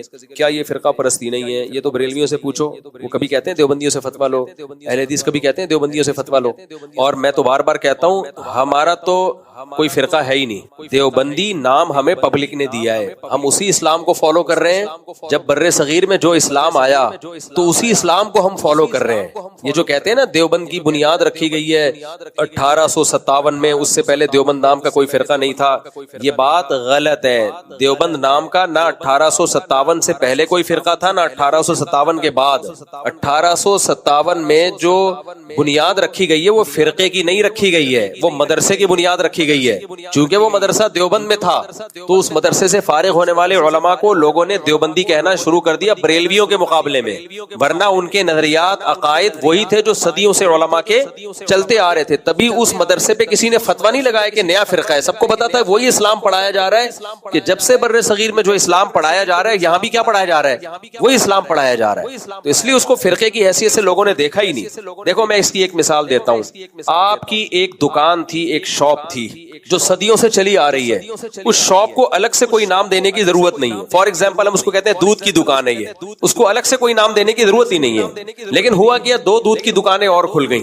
اب آپ کے ابا نے آپ سے کہا بیٹا دکان سے دودھ لے کر آؤ، اب آپ کہیں گے ابا کون سی والی؟ 3 دکانیں ٹوٹل، تو جو نئی دکان کھلی تھی اس میں سے ایک دکان کا نام تھا غفار ملک، تیسری جو دکان کھلی اس کا نام تھا جمشید ملک۔ اب لوگوں نے فرق کرنے کے لیے کیا کہ یار یہ غفار ملک شاپ ہے، یہ جمشید ملک شاپ ہے، تو یہ تیسری جو پرانی چلی آ رہی ہے اس کو بھی کوئی نام دے دو، تو دیکھا یہ انڈا موڑ پہ ہے تو انڈا موڑ ملک شاپ کا نام دے دیا۔ اب کوئی کہے یہ ملک شاپ، اس کو نام دیا گیا 2025 میں، لہذا اس دکان کی بنیاد کب رکھی گئی ہے؟ 2025 میں۔ غلط بھائی، یہ پرانی چلی آ رہی ہے، چونکہ اس سے پہلے فرقے تھے نہیں تو ان کو الگ سے نام دینے کی ضرورت نہیں تھی، اس کے بعد 2 شاپس کھلی ہیں تو اب ان کو نام دینے کی ضرورت ہے۔ تو علماء دیوبند کے وہی عقائد ہیں جو صدیوں سے بر صغیر میں جب سے اسلام آیا وہ عقائد چلے آ رہے ہیں۔ ہاں ہم فقہ میں ابو حنیفہ رحمہ اللہ کو فالو کرتے ہیں، وجہ کیا ہے کہ وہ عبداللہ بن مسعود اور حضرت عائشہ کے فقہ کا خلاصہ ہے، وہ زیادہ تر انہی کے مسائل لیے گئے ہیں، تو وہ صرف ہندوستان میں تھوڑی، وہ تو شام میں بھی، خود جو حرمین ہے اس میں بھی 700-800 سال حنفیوں کی حکومت رہی، خلافت عثمانیہ فقہ حنفی کی بنیاد پہ ہی تو قائم ہوئی ہے۔ فقہ حنفی کی بنیاد پہ قائم ہونے کا مطلب قائم اسلام کی بنیاد پہ ہوئی ہے، تبھی اس میں شافعیوں نے بھی ساتھ دیا، مالکیوں نے بھی ساتھ دیا، لیکن جو اس کا لا تھا وہ کیا تھا؟ فقہ حنفی تھا، تو وہ کوئی الگ فرقہ تھوڑی تھا، وہ تو اسلام میں جو 4 مکاتب فکر ہیں جن کی چاروں کی تشریح قرآن و سنت کے مطابق ہے، تو ایک کو فقہ حنفی کہا جانے لگا، ایک کو شافعی کہا جانے لگا، تو احناف کی حکومت قائم ہوئی ہے ہندوستان میں، وہ سارے حنفی ہی تھے، تبھی حنفیوں کی کوئی پہلی مسجد نہیں دکھا سکتا ہندوستان میں، دیوبندیوں کی بھی کوئی پہلی مسجد نہیں دکھا سکتا، باقی سب کی پہلی مسجدیں دکھائی جا سکتی ہیں. اہل حدیث کی بھی پہلی مسجد دکھائی جا سکتی ہے کہ اس سے پہلے اہل حدیث کی کوئی مسجد تھی نہیں, سب ہماری مسجدیں تھیں. تو ہم شروع سے چلے آ رہے ہیں, ہمارا فرقہ نہیں ہے. ہمیں لوگوں نے الگ نام دیا کیونکہ احمد خان بریلوی کے کچھ عقائد پھر جمہور امت سے ہٹ کر تھے, تو ان سے فرق کرنے کے لیے ان کو بریلوی کا نام دیا, اور ہمیں لوگوں نے چونکہ مدرسہ دیوبند میں تھا تو اس کو کیا نام دے دیا لوگوں نے, دیوبندی. حالانکہ بہت سے ہمارے علماء دیوبند کے تھے ہی نہیں. اب ندوۃ العلماء جو ابو الحسن علی ندوی رحمۃ اللہ علیہ, وہ دیوبند میں تھوڑی تھے وہ, لیکن ان کو بھی لوگوں نے دیوبندی کہنا شروع کر دیا کیونکہ وہ بریلوی نہیں تھے. تو دیوبندی کا مطلب دیوبندی نہیں ہے, دیوبندی کا مطلب جو بریلوی نہ ہو اور اہل حدیث نہ ہو, اس اسلام پر ہو جو بر صغیر میں صدیوں سے چلا آ رہا ہے. سمجھ میں آ رہی ہے بات کہ نہیں آ رہی؟ تو اس لیے ناموں میں کچھ بھی نہیں رکھا. یہ دیکھو کہ اوریجنل کیا تھا جو جب اسلام بر صغیر میں آیا تھا, وہ کس شکل میں تھا, وہ فقہ حنفی کی شکل میں تھا. تو وہ ہم اس فقہ حنفی کو فالو کر رہے ہیں, اس لیے ہم فتویٰ بھی اسی پر دیتے ہیں. تبھی دیکھو ہم جب فتویٰ لکھتے ہیں نا تو دلیل قرآن سے ہوتی ہے, حدیث سے ہوتی ہے, اس کے بعد فقہ حنفی سے ہوتی ہے. اور فقہ حنفی ریٹن فارم میں کب آیا؟ امام محمد کے دور میں. امام ابو حنیفہ تابعی تھے, امام محمد کیا ہوئے؟ تبع تابعی ہوئے. ان کی کتابوں کے ریفرنسز دیے جا رہے ہوتے ہیں. تو اگر ہم دیوبندی فقہ کو فالو کر رہے ہوتے تو 1857 سے پہلے کی کتاب کا ریفرنس ہم دے ہی نہیں سکتے تھے, ہم تو اس کے بعد کا ریفرنس دیتے. ہم ریفرنس کس کا دے رہے ہوتے ہیں؟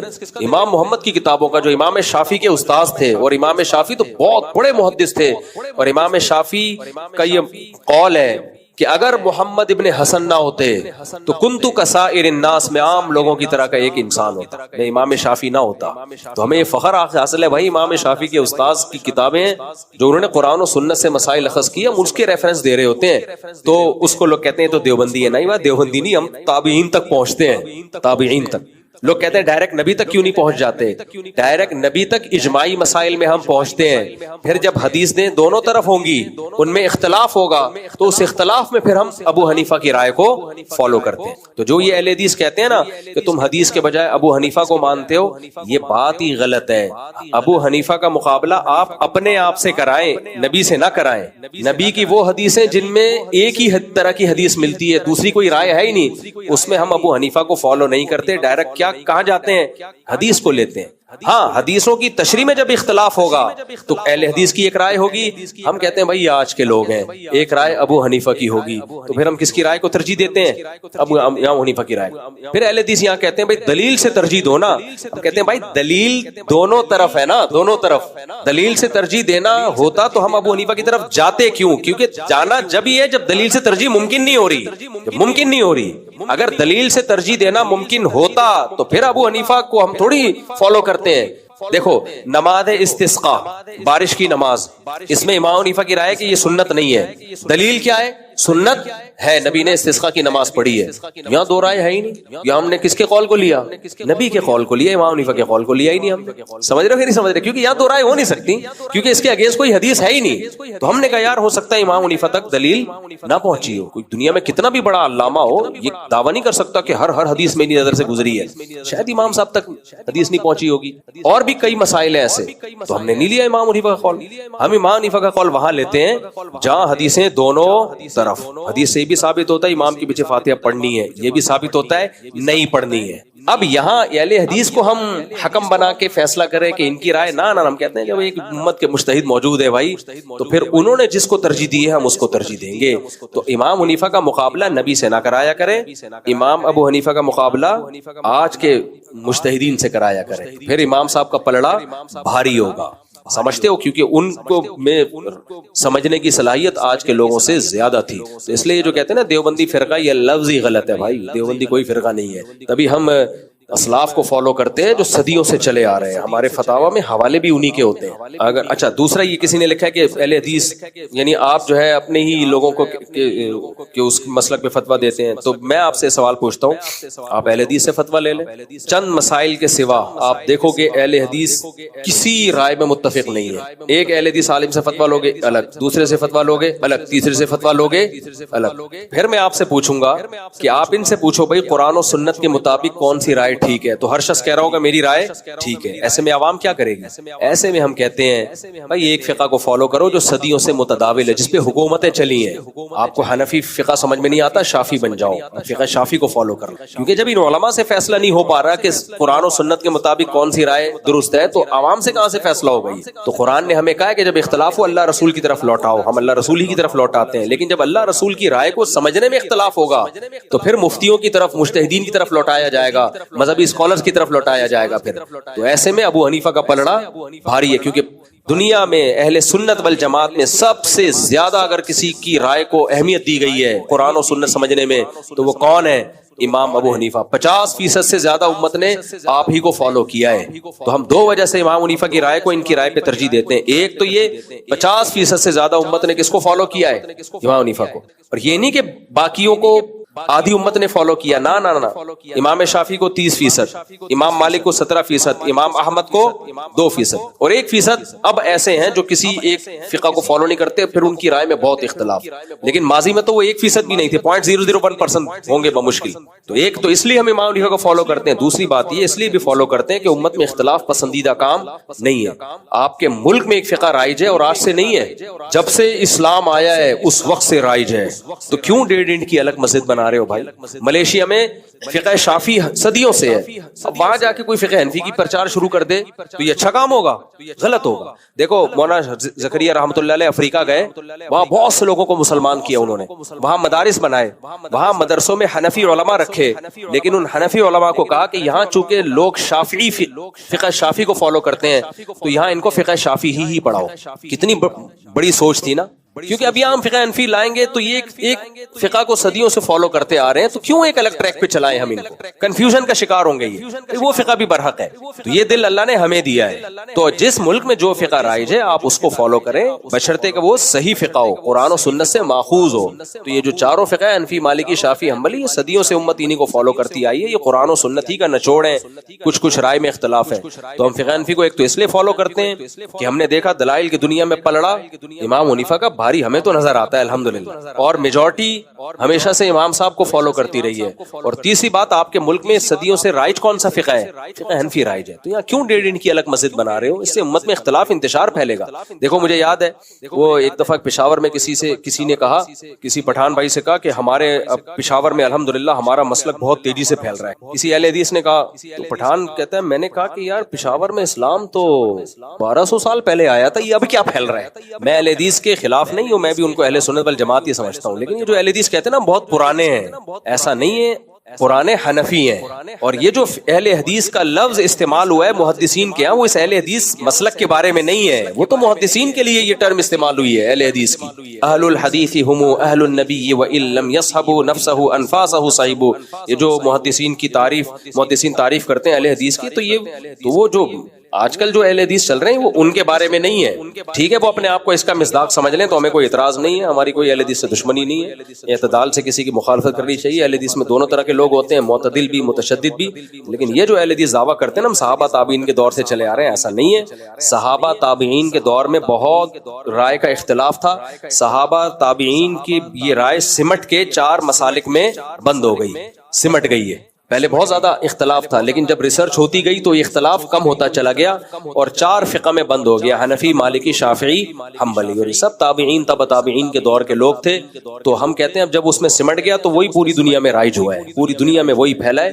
تو جس ملک میں جو فقہ گیا اس کو فالو کریں اور دوسرے کا احترام کریں. یہ نہ کہیں کہ ہم پرانے ہیں اور حنفی نیا فرقہ بنائے, نہ, آپ تو بہت بعد کے ہیں. انگریزوں کے آنے کے بعد ہی یہ سارے مسلک وجود میں آئے, اس سے پہلے کوئی بھی نہیں ملتا. اس لیے دیوبندی قطعاً فرقہ نہیں ہے, یہ بالکل غلط ہے. ہاں دیوبندیوں میں آڑے ترشے پیدا ہوئے ہیں بہت سارے, اور ابھی بھی ہیں بہت سارے دیوبندی آڑے ترشے ہیں, تو اس کے علماء دیوبند ذمہ دار نہیں ہے. دیوبندیوں میں ایسے بھی نظر آئیں گے قبروں کے قریب بیٹھے ہوئے ہیں, مانگ رہے ہیں قبروں سے, بھائی وہ اس کا اپنا ذاتی عمل ہے, وہ ہمارے کھاتے میں کیوں ڈالیں؟ اگر ہم کسی کے لیے سولر پینل لگاتے ہیں تو لاگت آتی ہے, فرض کریں 5000 کا صحیح ادائیگی کا منصوبہ, ہم قسطوں پر کام نہیں کرتے ہیں. اتنے لمبے مسائل یہاں پوچھو گے لوگ بور ہو جائیں گے. یہ پیپر پہ لکھ کے جمع کرا دو, یہاں پہ ریٹن میں جواب دے دیں گے. میرے بھائی ایک صاحب نے کہا مماتی ہیں، ان کے پیچھے نماز نہیں ہوتی، واجب الادا ہے۔ میں مماتی ہوں نہیں، لیکن اگر کوئی کٹر مماتی بھی ہو تو بھی نماز اس کے پیچھے ہو جاتی۔ نماز صرف مشرک کے پیچھے نہیں ہوتی، ختم نبوت کے منکر کے پیچھے نہیں ہوتی، کیونکہ مماتی کو کوئی بھی کافر نہیں کہتا۔ جب کافر نہیں کہتا تو بہت زیادہ لفظ استعمال ہوگا بدعتی کا، تو بدعتی کے پیچھے تو نماز ہو جاتی ہے بھائی۔ تو اس لیے یہ تو فتویٰ ایک لطیفہ ہے کہ مماتی کے پیچھے نماز نہیں ہوتی۔ ہاں، مجھے کہنا کہ میں مماتی ہوں یہ بالکل غلط ہے۔ میں نبی صلی اللہ علیہ وسلم کی حیات کا قائل ہوں۔ آپ کی حیات اس قبر میں ہے جو برزخی قبر ہے، اور اس میں برزخی حیات ہے جو بہت پاورفل ہے۔ تو اس حیات ہی کے علماء دیوبند قائل ہیں۔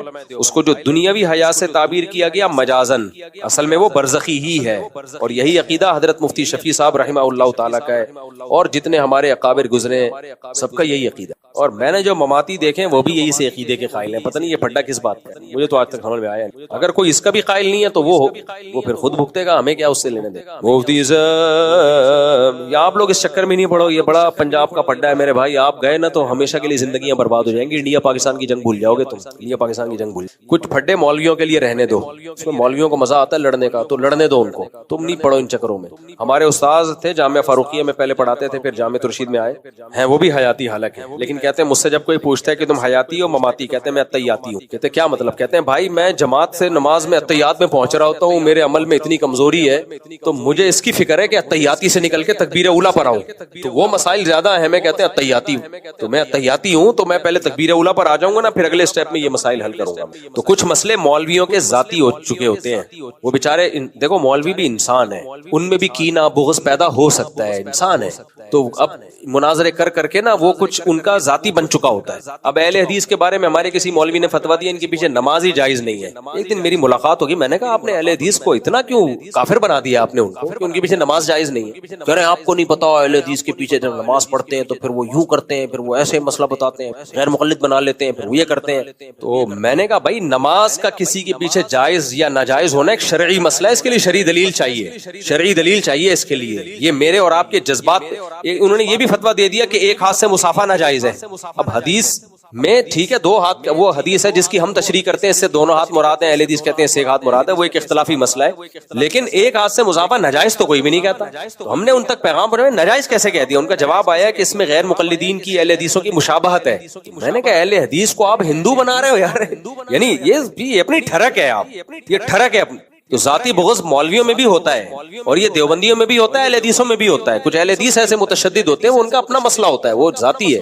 تو اس لیے میں لوگوں سے کہتا ہوں شخصی فتوے کو فالو نہ کیا کرو، اداروں کے فتووں کو ویلیو دیا کرو۔ ادارے سے جب کوئی فتویٰ نکلتا ہے نا تو 20 طرح سے اس پہ غور و فکر ہوتا ہے۔ تو اسی وجہ سے پرسنلی ہو سکتا ہے کوئی دیوبندی کہتا ہو اہل حدیث اہل سنت والجماعت سے خارج ہیں، لیکن جب آپ کسی ادارے سے فتویٰ لوگے، دارالعلوم کورنگی سے، جامعہ رشید سے، یا بنوری ٹاؤن سے، یا کسی بڑے ادارے سے، تو وہ فتویٰ آئے گا اہل حدیث میں اگر کوئی شخص ایسا ہے جو اسلاف کو برا بلا کہتا ہے تو وہ اہل سنت والجماعت سے خارج ہے، اور اگر کوئی معتدل ہے پھر وہ اہل سنت والجماعت سے خارج نہیں ہے۔ ان سے نکاح کے معاملات بھی جائز ہیں، ان کے پیچھے نماز پڑھنا بھی جائز ہے۔ تو ذاتی بغض ہوتے ہیں، اور یہ اہل حدیثوں میں بھی ہے۔ کچھ اہل حدیث کہتے ہیں دیوبندی کے پیچھے نماز ہی نہیں ہوتی، تو وہ اس کا کسی دیوبندی نے اس کی چپل چوری کر لی ہوتی ہے، یا کوئی کچھ کا ذاتی بغض ہوتا ہے، تو پھر نکالنا شروع کرتے ہیں۔ بس جلدی جلدی ہٹا دو یار۔ انٹری کے وقت قرآن آیات نعت، یا پھر نشید چلانا کیسے ہیں؟ نعت چلانے میں تو نعت کا موقع نہیں ہے، دولہا کی انٹری کے ہر چیز کا ایک موقع ہوتا ہے۔ اب شادی میں لوگ نعتیں بھی لگا دیتے ہیں، مجھے یہ بھی اچھا نہیں لگا، گانے نہ لگاؤ لیکن نعتیں بھی نہیں لگاؤ، یہ موقع نہیں ہے نا، یہ بے موقع کام ہے۔ اس کی میں ایک مثال دوں، ہم کسی ولیمے میں گئے تو ایک مولانا صاحب کو بلایا ہوا تھا، میرا بھی بیان تھا، مولانا صاحب کا بھی بیان تھا، میں نے بیان کیا، اس کے بعد مولانا صاحب نے مختصر بیان کیا، پھر لوگوں نے کہا مولانا صاحب دعا بھی کرا دیں۔ مولانا صاحب نے رو رو کے دعا کرا، جیسے 27ویں رات کو نہیں لوگ کلابازیاں کھا رہے ہو، جہنم سے بچا۔ مجھے بہت عجیب لگ رہا تھا، شادی کا موقع ہے، دولہا تیار ہے، ادھر ڈپارٹمنٹ میں دلہن بیٹھی ہوئی ہے، کیا یہ آپ نے اتنا رونا دھونے کی محفل لگائی ہوئی ہے، جہنم کی آگ سے بچا لے۔ بھائی دعا صحیح ہے، رونا بھی صحیح ہے، یہ موقع نہیں ہے، یہ موقع نہیں ہے۔ تو اب لوگ بھی عجیب، کھانا تیار ہے، اور یہ بالکل جیسے بھائی سعید انور سے میری دوستی ہے، انہوں نے مجھے اجازت دی ہوئی ہے یہ واقعہ سنانے کی، اس لیے سنا رہا ہوں۔ ہم حج پہ تھے، بھوک لگ رہی تھی، ان کا بیان، میرا بھی بیان تھا، پھر ان کا بھی بیان بہت لمبا ہو گیا، میں بیٹھا ہوا، بیان کے آخر میں انہوں نے کم کھانے کے فضائل، وہ خود بھی بہت کم کھاتے ہیں اس لیے ماشاءاللہ ابھی تک اسمارٹ ہے، کم کھانے کے، اتنا کم کھانے کے یعنی کم کھاؤ بس، بہت کم نبی نے یہ 2 ہونے والے اور آدھا 1/3 پیٹ بھرنا چاہیے. ہم وہ باتیں ساری صحیح تھی ان کی. بیان ختم ہوا اور کھانا لگ گیا، اور کھانا بھی ماشاءاللہ بکرے کی چانپیں وہاں پہ. مجھے تو اب کھائے نہیں. میں نے کہا سعید بھائی نے کھانے کے قابل چھوڑا ہی نہیں ہے. میں نے کہا سعید بھائی کھانے کے بعد کر لیتے ہیں بیان یار، ان کو بیچاروں کو نہیں پتا ہوگا جس کے فوراً بعد کھانا ہے. یہ ایسے ہی آپ نے کسی کی دعوت کی، بکرے وکرے رکھے اور آپ کم کھانے کے فضائل سنا رہے ہو. مہمان کہے گا یار، مہمان تو میزبان کو تو چاہیے کہ اس وقت زیادہ کھانے کے فضائل سنائے. کھاؤ یار مفتی صاحب، کھانے پینے سے ہی آدمی صحت مند ہوتا ہے. باتیں ہمارے ایک استاذ ہیں، انہوں نے میری دعوت کی، میں کھا نہیں، حالانکہ وہ بہت روزے رکھتے ہیں، کم کھاتے ہیں. مجھے کہہ رہے ہیں کھاؤ، پھر مجھے کہتے ہیں باتیں ادھر 4 شادیوں کی کرتے، ادھر کھایا جا نہیں رہا تم سے. تو ایسے موقع پہ میزبان کو چاہیے وہ کھانے کی ترغیبیں دے. ہاں جب جمعے کا بیان کرے گا پھر کم کھانے پر بیان کر دے. وہ تو ہر چیز بے موقع بری ہوتی ہے. لوگ مجھ سے کہہ رہے ہوتے ہیں، کسی کا میں نکاح پڑھا رہا ہوں، کہتے ہیں کہ آپ دوسری شادی پہ بیان کریں. بالکل بے موقع بات ہے. بہنوئی دولہا کا بیٹھا ہوا ہے، دلہن نے وکیل بیٹھے ہوئے ہیں، سب بیٹھے ہوئے ہیں، ابھی شادی ہو رہی ہے، اور آپ دلہن کے دل میں پہلے غم ڈال دیں کہ دوسری بھی کرے گا. یہ بالکل موقع نہیں ہے بھائی. اس کو دولہا کو آپ دوسری شادی کی ترغیبیں اور وہاں بیان کرنا شروع کرتے ہیں. کبھی بھی میں نکاح کی مجلس میں دوسری شادی کے فضائل نہیں سناتا. ایک ہی شادی کے فضائل کبھی بھی آپ میرا ریکارڈ نکال کے دیکھ رہے ہیں، جتنے شادی کے موقع پہ بیان ہوئے تذکرہ بھی نہیں چھیڑتا میں، کیونکہ یہ بے موقع بات ہے. تو یہ بھی بے موقع جو ہے، یہ جو کیا سوال تھا، سوال ہی بھول گیا کیا. ہاں شادی کے موقع پہ نعت لگانا یا اس طرح کا، وہ مجھے بے موقع سا لگتا ہے. باقی انہوں نے دلائل دیے ہیں، بیکار دلائل ہیں. وہ کوئی کسی صحابی پہ دکھا دو، کسی صحابی کی شادی پہ کوئی موسیقی کی محفلیں سجی ہوں. دف بجانے کی اجازت ہے، تو نکاح کے موقع پہ بس اتنی گنجائش ہے کہ دف بجا دیا کرو، ڈم ڈما ڈم ڈم ڈم، پتہ چلے شادی ہو رہی ہے. کچھ لوگ پر مسالہ زیادہ لگ جاتا ہے، وہ شادی اور میت میں فرق ہی پتہ نہیں چلتا. اچھا میرے بھائی، اس مسجد کے کیا لکھا ہے یار، ہمارے امیر صاحب جناب احسان الحق صاحب کا منگل کو بائی پاس ہے، ان کے لیے دعا فرمائیں. دل سے دعا ہے یار، اللہ تعالیٰ ان کو شفائے کامل عاجل عطا فرمائے. پورا سوال خلاصہ سنا دیں، اتنا لمبا سوال ہے، وقت بہت زیادہ ہو گیا بھائی. مفتیدار موضوع صاحب، میں جامعہ بن نوریہ عالمیہ سے ہوں، آپ سے ملنا چاہتا ہوں. کہاں ہیں؟ السلام علیکم، کیا حال ہے بھائی؟ ٹک ٹاک آ گئے، تھوڑا سا سیلفی بھی ہو جائے نا، سب سیٹ.